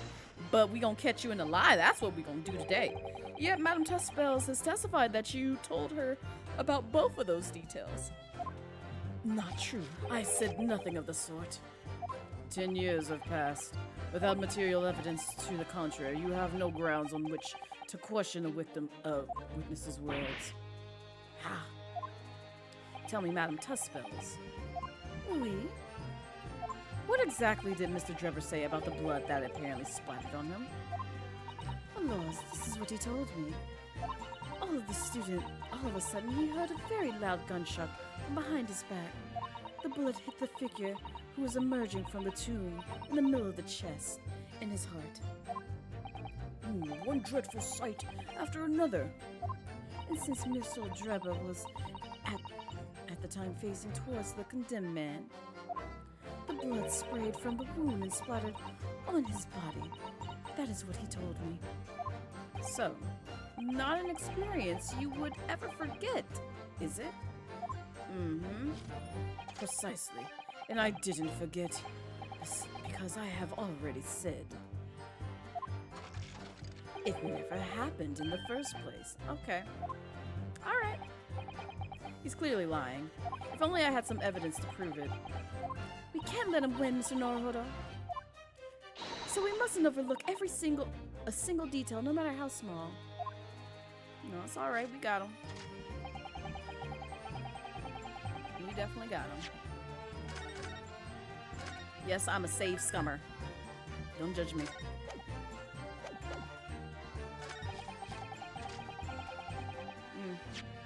Interesting how you say this, yet, can we talk about this camera just a bit? Mr. Drebber, do you remember this camera? But that is the camera from that fateful night. Yes, we borrowed it from the House of Horrors. It's the camera you took with you to the cemetery that night, Mr. Drebber. And is that supposed to be significant? This kind of camera is rarely seen in our homeland, so my colleague and I were keen to examine it closely.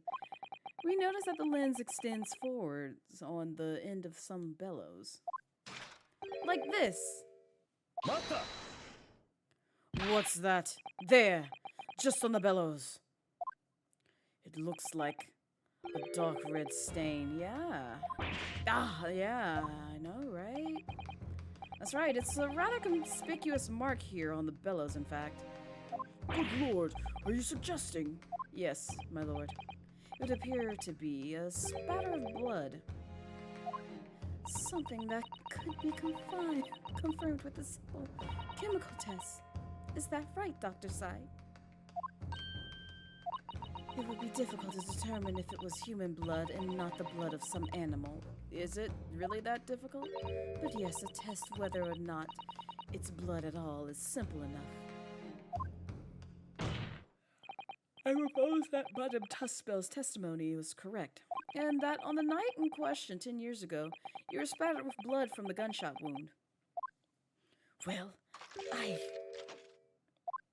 And that furthermore, you really did witness the condemned professor emerging from his tomb. Grr. I'm not doing the grrr. That's as much as you're getting out of me. There's simply no way you could have forgotten such a traumatic experience. In other words, the only explanation, because you gotta pay me for my voice and services, is that you're trying to hide the fact that you saw the professor that night. I thought you were reading everything. I said grar. I just didn't put my whole foot in it. How much? No, Gorum, I'm not doing this. But But why? Why would he want to do that? Well, not for his own gain, it would seem. For whose then? Who could benefit? Mr. Trevor is obviously lying in order to protect somebody. My goodness, he's shielding someone. Yes, the person that's next to him because he's afraid. Yes, my lord. And clearly, it's someone who doesn't want the truth about the professor coming back to life to be exposed. Well, Counsel, who is it then? Who is the witness trying to protect by lying about what he saw that night? Gee, I wonder. It could be possibly this person. The obvious answer is Dr. Scythe. Scythe? What? Whatever do you mean? Imagine if the convict who been sentenced to death was not in fact killed. Imagine if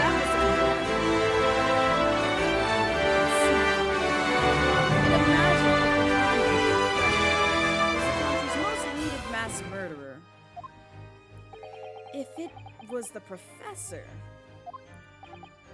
that would mean that would be an unprecedented scandal.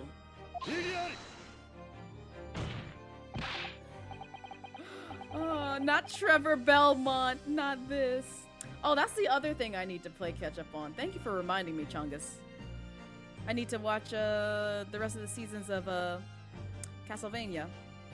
Dang. Oh, I didn't hear it. I know why. I know why.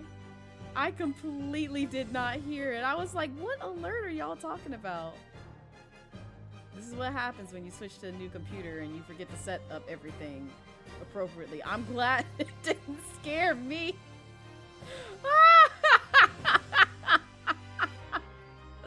Oh my god. I didn't hear it at all.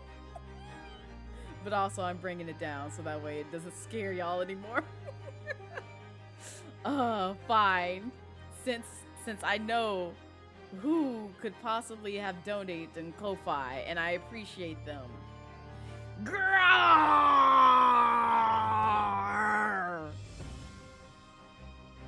I hope I did well. Let me know if I didn't, but I hope I did well. And thank you for your donation on Ko-Fi. I appreciate you. Perfect. Oh man, yes, that was very loud. Didn't do it on purpose, but it's a fun anime. Completely drowned you in the game out. Yeah. Oh man, that's wild. See, now I should be able to hear it. I didn't hear it before. That's why I was just like, I was so confused. I'm like, what alert went off? I didn't hear a damn thing, and I thought I had all my alerts routed to my audio. I'm like, nope.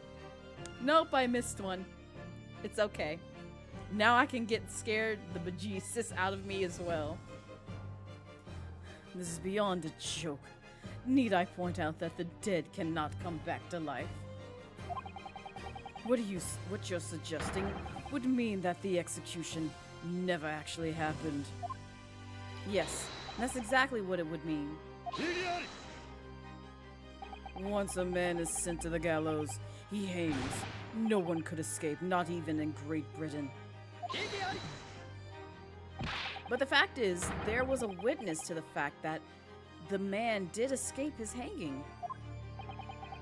If that were really true, Counsel, the implications of misconduct would not stop at the supervising coroner.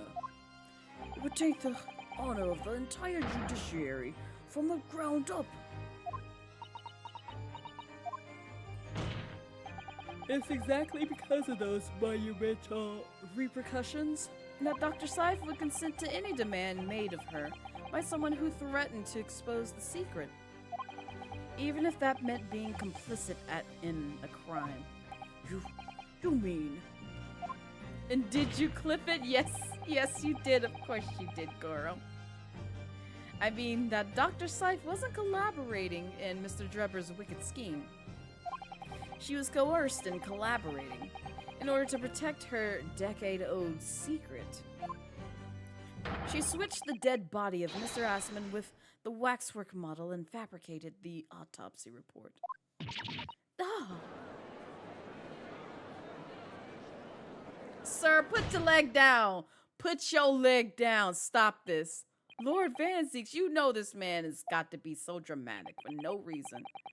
Pray forgive my freshly filled hollow chalice and leg on top of the desk. And a whole raft of other discourtesies right now. Is he a pin-up model now? No, show the leg.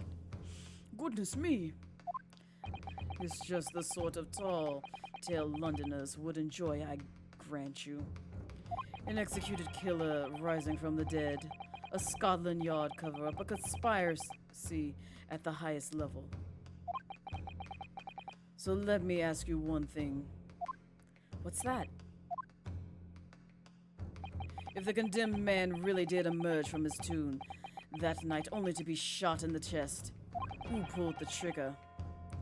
Will you stop wasting wine and disposed of him forever? Wrap him up for me real quick. You can take him, Jim. And also, welcome in. How's your Saturday treating you so far? How's your weekend been? Well, I have no idea at the moment. We have too little information to work that out at present, I think. I couldn't agree more. Are you gonna waste more wine? Because if so, stop it. Like, seriously, I can take that wine. I'm thinking about treating myself to some later on tonight. And you over here wasting it. Expensive ass wine. The Old Bailey is no place for wild fantasies. And yet you drinking. Ugh. And you have considered this, my learned Nipponese friend. Only water? You drinking whiskey? What you mean, Gorom? If you drinking whiskey, I deserve some wine. I don't know what you're talking about. I'm just saying. That's how that goes. Your Saturday and weekend has been nice so far? Good. Nice. We'd love to hear it. There does, he's getting these glasses from, you know what? We don't know. We don't even know where he gets the bottles from because he keeps yeeting the bottles and he pulls out more. And he's already expressed how much he pays for the bottles. But yet he just discards it like it's nothing. Like it's just like, oh, I've just tossed away 1 penny. I can afford another one for a penny each. That's it. No, it's much more than that. Man's a rich bitch and he's just, you know, nonchalantly wasting wine. Isn't it the walking billboard for what a villain is? Who lives in the evil clock tower? Wait, what? What are you referring to, Zazie? That went over my head a little bit, I'm not gonna lie. Do as I say, not as I do. Wine shop is 100% feeding him cheap bottles. Hammer space, probably. Oh, he's more than a rich bitch. He's a rich alcoholic. Yes. The person who could have shot the victim. The walking billboard for what a villain is, who lives in the evil clock tower. Are you referring to somebody that we've come across? If you're talking about him. Oh my god, is that Blurda? Blurda! Hi, Blurda! Hi! Happy Saturday! Hi, Blurda! Hi! Hello! Hi, Blurda! Hey, Blurda! What's up, Blurda? How you doing, Blurda? Oh my god. Welcome in. How's your Saturday treating you so far? It's so good to see you. You ain't nobody? Okay, Blurda. Alright, keep lying. Keep capping. Yo, this is the OG right here. If y'all don't know Blurda bites, you slip. You slip!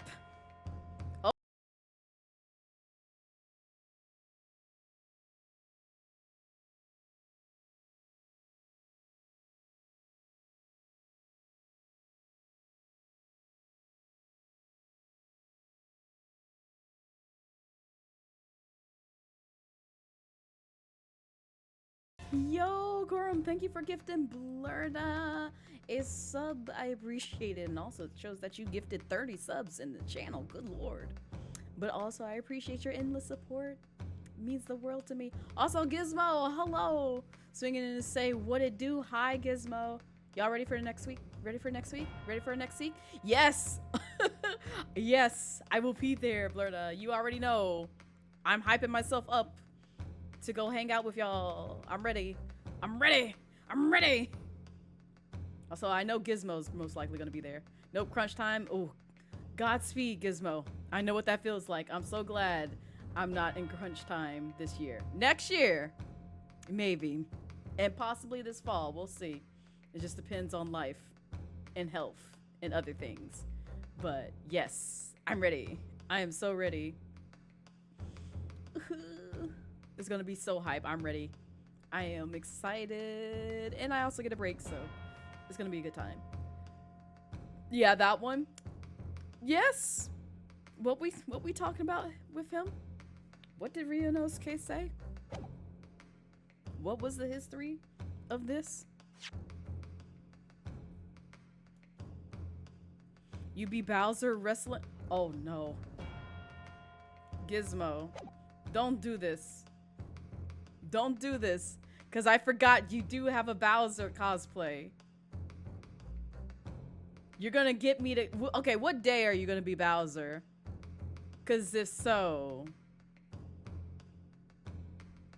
I might cosplay Blazette.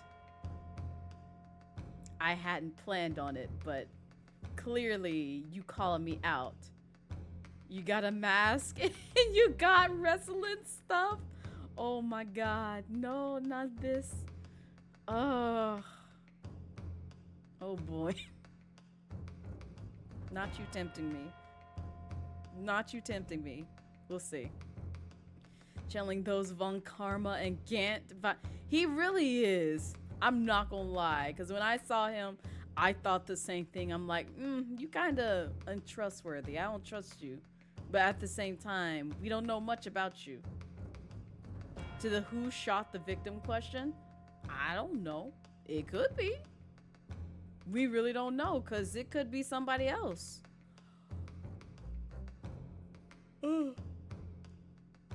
Unless it's, the chat testify, though, his whole villainous paraphernalia. The man is obviously evil. It could be him. Do we need to review? We can review after stream. I will say that. We not gonna review during stream. Unless you want, you can though. You can. Actually, I'm gonna let that go. I'm gonna let that go. Yeah, we can review during stream if you want to. Go ahead, throw some evidence at me. I may say yay or nay, depending. No one has ever been. You've been in this house. Listen, it's the same, Blurda. I just be chilling in the house. We ain't going outside. Outside is a lot. Just got off work, to be honest, and going back tomorrow, so there's that. Oof. But you're very well. I'm glad that you're doing well, Blurda. Please take care of yourself as much as possible. Because, you know, you have to be happy and healthy come next week.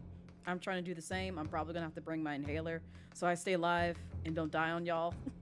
But, we'll see. You bought the belts. You got to make, yours. Hence the crunch. Yeah. No. Definitely get that done. You haven't discussed yet, Cabo and Gabe or Mario and Luigi wrestles? Ooh, I'm excited to see this. I'm seriously tempted to cosplay as Blazette. Just to show up and like berate Bowser. Just for lore purposes. That is it. Don't tempt me this way. Because I know I'm be hot as hell in that blue ass wig. Because I've worn it out before. And shit fits like a whole ass blanket on my head. And plus it's summertime in the South. Child, I'll die. But I'm willing to do it just for cosplay purposes. You should. You tempting you right now? Gorum, please. I'm gonna try not to, but I'm gonna have to keep like a whole ass frozen ass bottle near me on my neck, because good lord. What's the sub song? The sub song is called Heart of Sword. It's from a anime series called Rurouni Kenshin. It was literally the ending theme to that series, which is why I have Kenshin up there whenever the sub alert goes off. But I actually have to unfortunately change that alert. As much as it pains me. Twitch is sniffing it and it's just like, I don't like these smells. They smell a little DMCA-ish. I'm like, I'm trying to stay on y'all's good side. Evil monocle, evil musical theme, evil pocket watch, blocks out the light with his ridic height, evil haircut, evil personality, evil lair. But you see doves coming out of, like, the clock. You see the doves flying. Is he truly evil then? Considered what? Do you realize what a dangerous endeavor it would be to coerce this woman into such criminal activity? It's a tantamount to declaring war on the entire British police force and judiciary. Quite hard to imagine any sum of money being offered for research could warrant it. She could be doing it for other reasons, you don't know. It's a clock tower. Where else are they gonna figure out the time? The doves have nothing to do with anything. The doves could signify peace. Just in a strange way with Batman, because you know what it is. What a red daytime. Wow. Not you coming up with a whole different name for me. Damn, I thought the end of my era was bald at midday. And then you come up with this. But hi, how are you, Rio? Welcome in. How's your Saturday going so far? Peace with me. You can be a peaceful person and evil. I'm not gonna torture y'all with who I'm thinking of. But still, you can be a peaceful person and evil. You're still at work. Oh, why is everyone working on a Saturday? Listen, I'm gonna need y'all to tell your bosses, like, listen, I ain't coming in on no Saturday. Saturday is rest day. You can catch me Monday, you can catch me Wednesday, Tuesday, Thursday, and maybe Friday if I'm in a good mood. But Saturday, nah, bump that. Bump that. Tell them to go kick rocks. But still give you your paycheck on Saturday. Do you need me to talk to your boss? I will. That demon noise. That's Bowser. Well, likely Saturday for sure. If there's reasons to suit up other days, we shall see. Okay, good. That means I at least can breathe on Friday. Saturday, I'm gonna suffer and die to the heat, is what it's sounding like. But, you know, I'm willing to do that for a brief second. Oh, and I said I was gonna take down my my twists. We'll see. We'll see how I'm feeling, because at the same time, I gotta wear a wig. And I'll need to deal with the mess of hair that is on my head, because it is quite long right now. In the state that it's in right now, helps me wear wigs a lot easier than letting it all loose. Doves could represent the peace the evil bugger now has with himself about his evil. Exactly, Gorum! Exactly. He's a peaceful evil man. That's all he is. You just got back from work too? Gizmo, tell your boss to stop to not let you work. At peace with getting away with a crime for 10 years. I mean, possibly, Zazy. You never know. Can you speak to your boss for you? I got you, Goro. Need to gargle some rocks to prepare your voice? Oof. Bless. Also, hi, Bunny Rinchan. Welcome in. Thank you for the head pats. I appreciate it. He's not peaceful. He's simply at peace with himself. Also fair points. To rely on some stage deception when so much is at stake would be madness. Would it really be that mad? Well, I suppose. And this was no petty crime either. The victim was murdered. A man who'd already invested money in the venture and would be instrumental in future profits too. Yes, I had no reason to kill Mr. Asman at all. No, you did. Are you forgetting that his death results in me receiving not a single penny? Okay, but you also still had a reason to kill him. The court is already aware of the contract between myself and the victim, no? There is a contract. That's very true. Yes, but there's something else that reveals that, you know, you're not opposed to killing off the man, too. You signed up and it's time and a half. You just watch anime all day and then set up 3D prints. Fair. Got paid for doing what you would have did at home today. Also fair. Because I would do the same. Actually, that's kind of what I high-key, low-key did Friday. Considering that what I was working on, one person broke it for me. Another, we're waiting on a support ticket to be cleared for the other piece to be worked on. And the other thing is, though I could, you know, potentially write some things down code-wise, I cannot test it. I cannot, for the life of me, test it without making quite a few changes just to get into the state to where I can test it. So I was just like, well, I guess this is the time when I edit videos. And that's exactly what I did. I edited some videos and did what I could on that project until people come back into the office come Monday.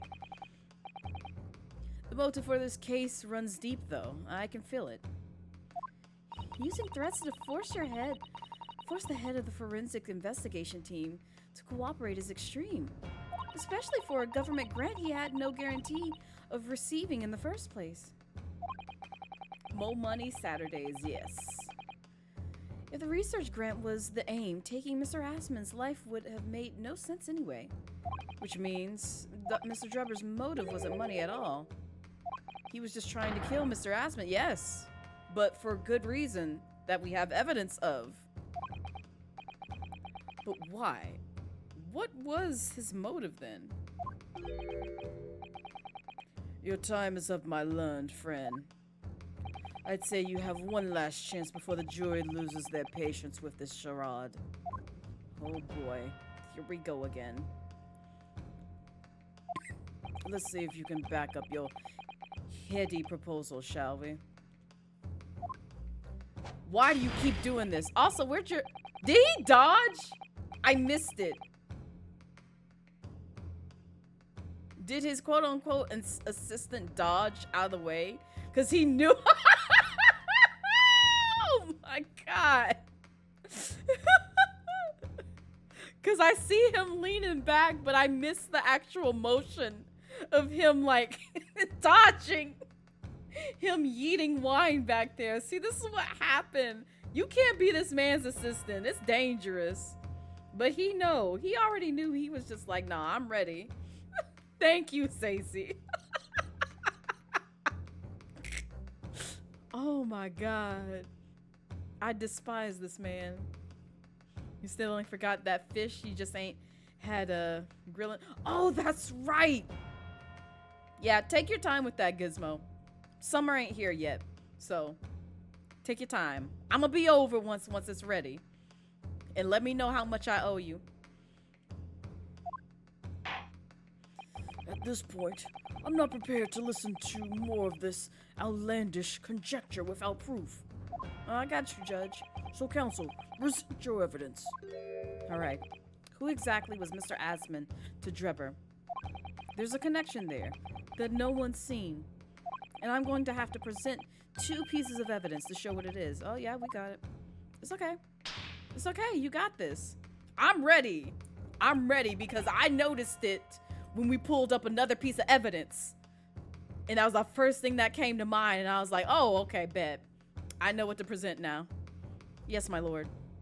The evidence that establishes a motive and explains why, oh God, the witness wanted the victim dead is right here. Gee, I wonder why. If we look at this, actually no, let's start back. Let's start back a little. Let's look at this contract. Let's look at this contract. Look at the 2 signatures here. Let's all investigate together. Look at them. Hi, Bunny. Enjoy the lurk. Look at those 2 signatures. Recognize those 2 signatures. Memorize them. If we go back, and we go to this 10-year-old article and look at this, you know, just look at this, and who actually drew this imagery right here. Gee, I wonder why he want this man dead. It's beyond me. Is this newspaper article, my lord? That was written 10 years ago, and every detail has been examined already. What can it possibly tell us? I mean, if you look at I almost said sexual, the signature on the newspaper and the contract, man. Yeah, there's some familiarity right there, Gorum. This man lacks the intense sexual tensions Miles Edgeworth has with Phoenix Wright. I agree. Yeah, he's too racist for that. Sure thing, gonna buy a smoker next month too. Anyway, toodles, time to build. Enjoy the build, Gizmo. Don't let crunch time get the best of you, because I know what it feels like. And like I said, I do not envy you in the slightest, especially with it being a week away. That drivel should never have been written. It's typical gutter press nonsense that means nothing. Yes, on its own, it's practically significant. It isn't particularly significant, however. When considered alongside another piece of evidence, it will completely explain your motive for wanting Mr. Asman dead. What other evidence? Also, Zazie, thank you again for clipping that. Counsel, you will present your supplementary evidence without delay. The evidence in which, when cross-referenced with the newspaper article, establishes a motive for deed. It's this lovely little contract here. The assistant dodges the moment this man winds up on his arm for the swing. Oh, he already knew. He knew, man. I'm so upset. Mr. Drebber, this is the contract you signed with Mr. Asman. Yes, that's right. The very document, in fact. That proves I had no reason to kill the man. Oh no, you had every reason to kill the man.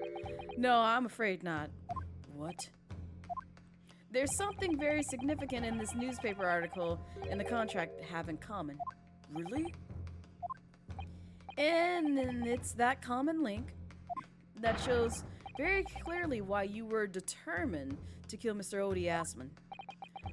It seems the defense has uncovered something the rest of us have missed. So, my learned friend, point out what these two pieces of evidence have in common.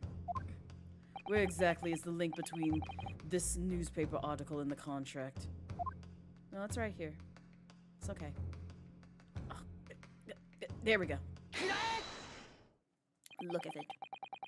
Look at it right there. What these two pieces of evidence have in common is a signature. Your signature. The signature on the illustration that accompanies the 10-year-old article and the signature on the contract belong to the same person. Look how good some of these lawyers are to not notice simple details like that. Right. What? Oh, now you're sweating. It's okay. It's okay. Don't fear justice. It's coming to you, whether you want it or not. As the court has heard, this illustration was drawn 10 years ago by a newspaper reporter who found Mr. Dropper and interviewed him about his ordeal. If you look closely, the reporter's signature can be seen in the bottom right-hand corner of the drawing. If you look at the contract here, which was signed between the witness and the victim last year, you can clearly see Mr. Osman's signature at the bottom. Let me see now. Good lord, yes. They're identical. In short, the journalist who drew the illustration and wrote the article published about Mr. Drebber 10 years ago was the victim of this case, Mr. Odie Osman. Oh, I'm not doing all that. That's going to require another payment. My throat is too raw. But explain to the court why. Why would that constitute a motive for the witness to murder Asman? Well, if you think back... Oh my god, Gorham, no! Not this! You remember that Mr. Trevor talked about that article in his testimony.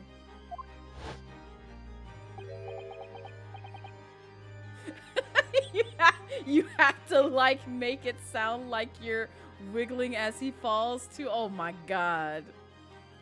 Grave rob, you say? Yes. Exhuming fresh corpses to sell is reasonably lucrative. That is quite beyond the pale. You would invite divine retribution, sir. Yes, well, I think I suffered retribution enough.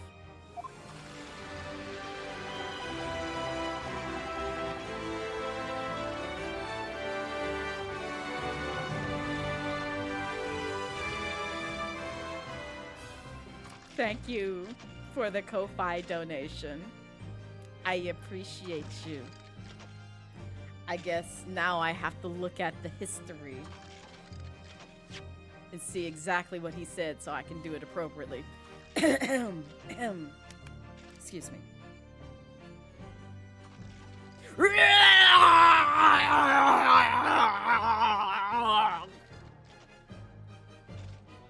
There you go. I hope I did a good job.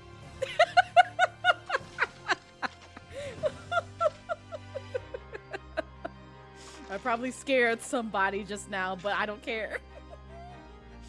Oh, but thank you so much for the Ko-Fi. I appreciate it. The Daily Circus eventually unearthed my name and put it in print.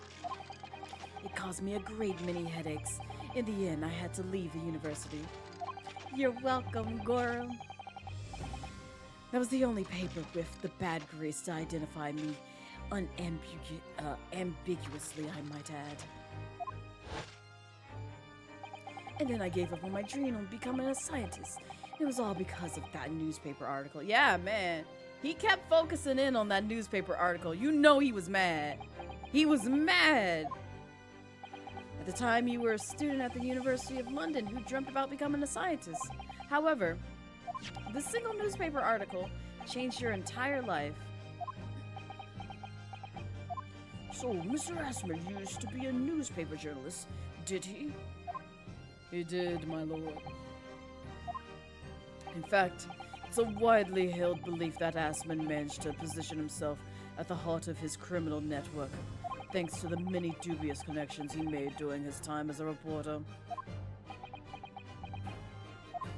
Trevor, you mighty silent over there. So you had to give up on your dream and leave university. You lost everything. Eventually you found yourself working in the field of science, but only in the shadows. And all because of that article. Written by Mr. Asman. Enough! Don't blow up this courtroom. Don't you do this. Stop this endless drivel about my life. What? Explain yourself, Mr. Drebber. Yes, it's true. I had to leave the university as a result of that article. But it was just the straw that broke the camel's back. What do you mean? Almost every student of science in the faculty was too poor to actually conduct any research. Go ahead, Gorham, but you better follow it up with some water. But they struggled on with their hypothesis anyway. We all did, only to have them taken by vultures. He was close earlier? Fair. Good job. Sooner or later, you knew your ideals would be stolen and patented by some wretch or other. After all. Okay, ice is not enough, sir. I'm gonna need you to drink you a nice 32 ounce of H2O. Just saying. Hydrate your life. Don't be like me and not hydrate your life before bed and wake up dehydrated. Good gracious. Making a name for yourself as a scientist is like a climate like that. It was a miracle only a select few geniuses could ever hope to achieve. Personally, I wasn't one of those geniuses, so it was hardly a wrench. Being forced out of the university because of Logate was the best thing that could have happened to me. I will go. Mr. Drebber, do you genuinely believe that? Of course I do. Who's better placed to know whether or not I possess a talent for science than me? I'm sorry to say that your words don't ring true at all. How dare you? And I have evidence to prove it. Oh, you got more evidence? How are you in a position to say anything about me? I don't know you from Adam. Fine. If you think you have evidence, go ahead, show it. What could you possibly have to disprove the idea that I was happy to leave the university, that I lacked talent? I mean,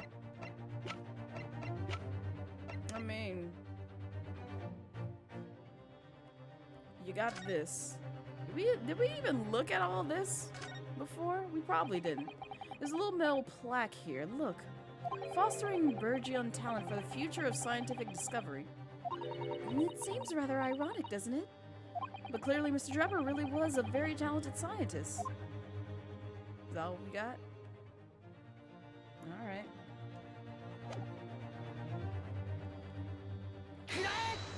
Hey, yo. Do you remember this, Mr. Drebber? It was found in your workshop. Is that a Royal Society trophy for excellence in science? Why does everyone know this? What exactly is this trophy, Council? It's the greatest honor that can be bestowed on a young scientist, my lord. There's no higher accolade. It recognizes emerging talent and promises a bright future. Good gracious! Your prospects for the future were excellent, weren't they, Mr. Drebber? Because even though then you were a genius in your field. But you lost everything. You had no more future. Your talents would go to waste. All as a result of this one newspaper article. I don't know when you realized who Mr. Asman was, but when it dawned on you that he was the same journalist who 10 years ago ruined your life, it's abundantly clear that you had no intention of forgiving the man. Ooh. Well, every Ace Attorney case involving investigating bodies committing crimes always has to involve trophies of career excellence.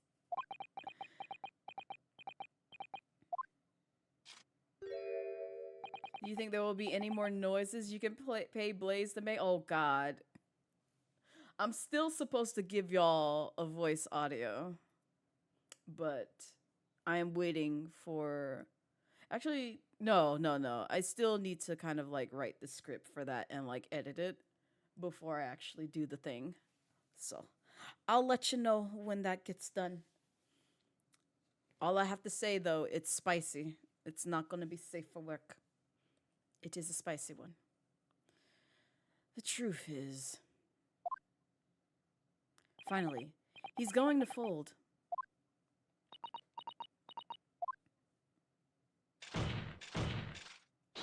Who yelling hold it? Hello? Dr. Seif? Huh. Fine. Clearly this has run its course now. What? I admit it. All of it. What? What are you doing? It's exactly as the Japanese man said. I was coerced into going along with this man's plot to murder the victim, on the condition that he kept my dirty secret from 10 years ago. No. Good Lord! I tried to do it right. Dr. Sai, do you realize what you're saying, woman? She says, I'll go along with a lesser crime. Yes, it's all true. That day, when I arrived at the Crystal Tower and saw the birdcage, my heart nearly stopped beating. Okay, you didn't have to throw this in my face. That was unnecessary. That memory from a decade ago that I'd done my best to bury deep inside myself. It was the professor again, staring me in the face. And then, before I had the chance to react, I noticed something else. There's a note tucked inside the model's jacket. Dr. Scythe, you will go along with my plan. From someone who knows the truth about what really happened that night, 10 years ago.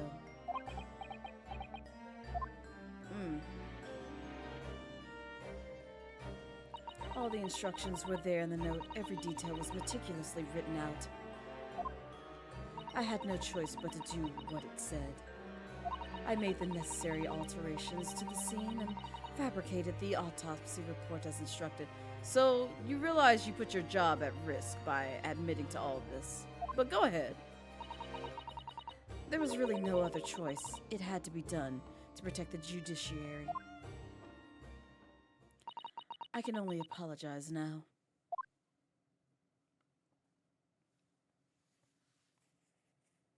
All right.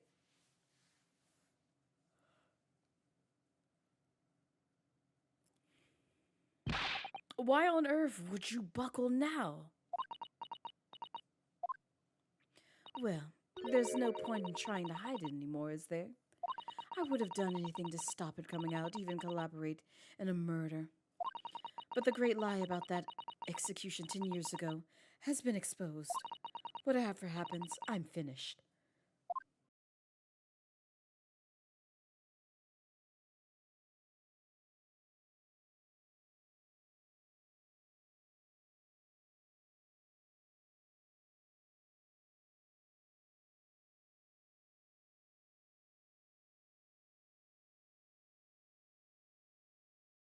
Oh, thank you for the 5-month sub. I appreciate it. And also, I hope your Saturday is going pretty well. So then, Mr. Drebber, what do you say to that? Your accomplice has admitted everything. Yes, she has. Surely it goes without saying. You admit your part in it too, then? You get so angry. I'm gonna need you to calm down, sir. I admit nothing at all. Oh, of course. What? Have you forgotten that the kinesis machine was ripped to shreds by an explosion? Short of me admitting to a crime, there's really no possible way for you to prove I did anything wrong. Are you sure about that? Because you still out here just like lying through your teeth. Order, order, order! Whatever this man says, I admit everything. He threatened to expose my secret, so I went along with his plan. And Lord Van Zieks. Yes. I hope you'll accept my apologies. What happens next in your hands is, of course. I don't like how she said that. I've heard more than enough now. I hereby present the final findings of this court. This trial is not the proper form in which to pursue the alleged wrongdoings of Mr. Drebber, the defendant, Professor Albert Harebrain. Very true. It has slipped my mind. Not even slipped his. Isn't he one of your closest friends? Exactly. As the court has heard, Dr. Scythe has admitted to the allegations brought by the defense, thereby absolving the defendant of any possible guilt. You mean? At the present time, it is the conclusion of this court that the defendant was not involved in any wrongdoing. Does the prosecution have any objection?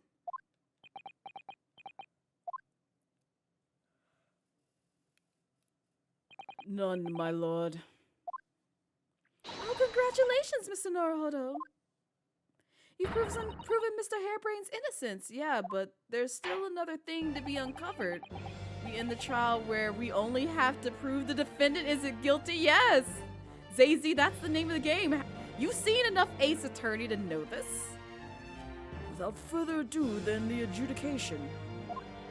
Unless the prosecution or defense have any other matters to discuss. Ryunosuke.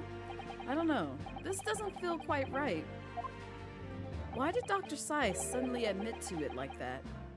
Ace Attorney usually demands you to solve everything, though, even after you've proven your defendant innocent. True. Very true.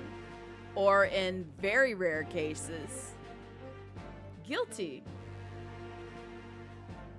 I can only think of one case that comes to mind, but there might be more that I'm just not thinking of. Is everything all right, Mr. Naruhodo? Like you said before, the way the trial is set to end now, the judge will certainly deliver a verdict of not guilty. A case which also involved blackmail. True. But is that really what we want? What the defense should be pushing for now? Oh, God! Well, I'm so sorry. I meant further testimony. I didn't think they were just gonna throw that my way. The judge gives his verdict now. Professor Hairbrain will be found not guilty without any doubt. Is something troubling you, perhaps? Yes, but it's probably nothing. In the antechamber during the recess earlier, I did give Mr. Sholmes my word, though, didn't I? Yes, you did. I told him I pursue any doubts I had about the truth to the absolute last. If you gave Mr. Sholmes your word, then it most certainly isn't nothing. And it means there's only one right answer here. Yes, you're right. I don't know why I was ever wavering. It is staying true to form, yes. The defense objects to the trial ending at this time, my lord. I beg your pardon? We demand one final testimony. Oh boy. What? Gotta takes this whole ass power pose. You do realize I'm about to adjudicate in your favor of your client, I presume. What are you playing at now, my nipple-knees friend? Why would you want to obstruct the conclusion of the trial at this point? As an evil glare from Dr. Sai, because she doesn't want the truth uncovered. No defense lawyer in his right mind would do that. Well, Ryunosuke isn't exactly in his right mind, to be honest. Mr. Naruhodo, what exactly are you thinking? The truth, the whole truth, and a way to bring it all out into the open. For once you agree with the racist prosecutor, yes. Right. Yes, in hindsight. Ah, yes. One word of warning before I go. If in the course of the trial this afternoon you perceive even a shadow of a doubt about the truth, don't let it out your sight. Pursue it like a dog with a bone. Stop JoJo posing. To the bitter end of you understand. Do not falter, whatever may come to pass.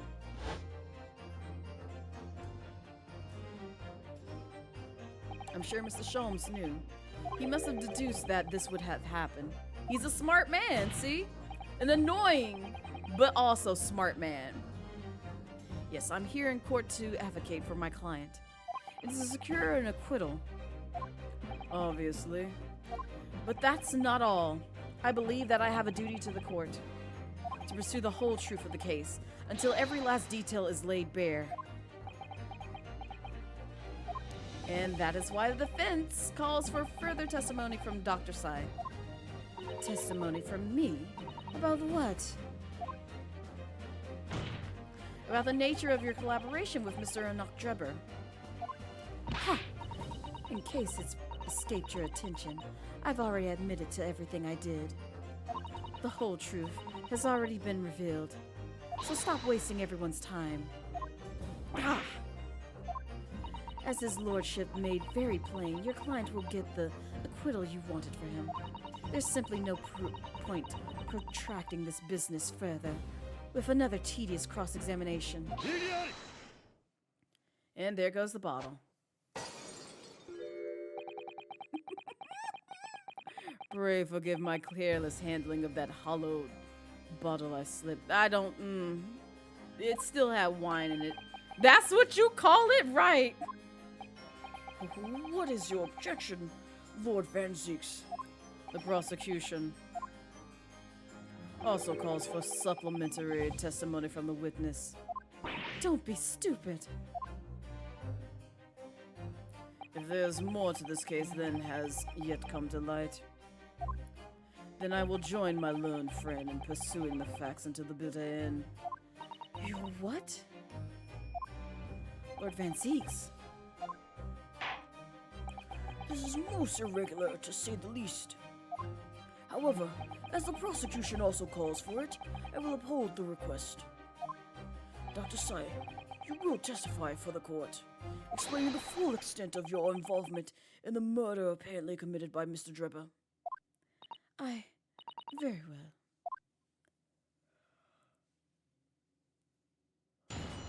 Oh man. More witness testimony, but guess what? We gonna save here.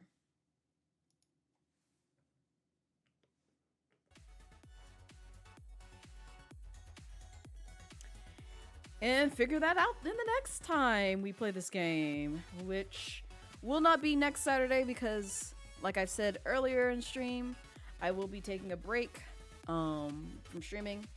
Just a weekend hiatus, because I do need it. And on top of that, I have plans already set in stone. They're not changing. I'm sorry. I will see y'all in June. But I will be streaming tomorrow, roughly around 2 p.m. Eastern Standard Time. We will be continuing some Honkai Star Rail shenanigans. So if you want to swing by and see what that game is about, or if you also like Hoyo versus games and RPGs and turn-based games and also want to see me do more story content from Honkai Star Rail, that will be tomorrow at 2 p.m. Eastern Standard Time. And that'll be the last stream for the month of May. Because the next time I see y'all will be not next Friday, but the following Friday, which will be in June by the time that we get back, which is after Memorial Day. So, but if you stuck around this far and you like what you saw here, or just want to get to know me a little bit better, oh, is that word? Okay, there we go. There are my socials. If you do ! Socials, it takes you to my social hub where you can see me on Twitter, you can see me on Instagram, you can see me on YouTube. You can also peep the VODs channel because I do have a VODs channel, and I do have a YouTube page as well. So if you're deprived of the content that you're used to seeing here on the weekend, you're more than welcome to check out those two links. That'll give you, you know, your feed of content while I am away about and out during my break. And also we do have a Discord. Feel free to join the Discord, and I'm also part of the wonderful Twitch team that is called BGC. I was streaming on the channel earlier today with some Wild Hearts, so if you want to see Wild Hearts or also want to see, you know, the curly-haired dragon heathen in 4K, you're more than welcome to check out their channel to see me streaming over there earlier. But yeah, that is it. Any plans for YouTube vids upcoming? Right now, it's just the 2 games that I've been playing. I know I still need to find some time to record Mega Man and Five Nights at Freddy's. But understand, editing takes a while. A lot of time out of my day, and on top of that, I do try to value some rest time in between. So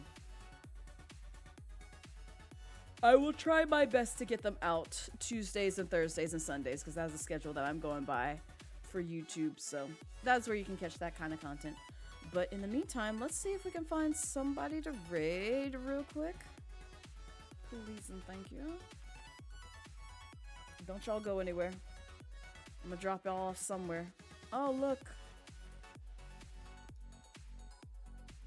Someone is back from streaming, so I'm gonna go drop you off over there.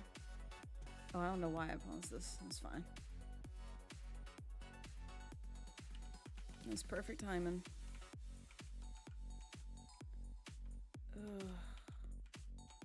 I can spell. Yes, I can. I can spell.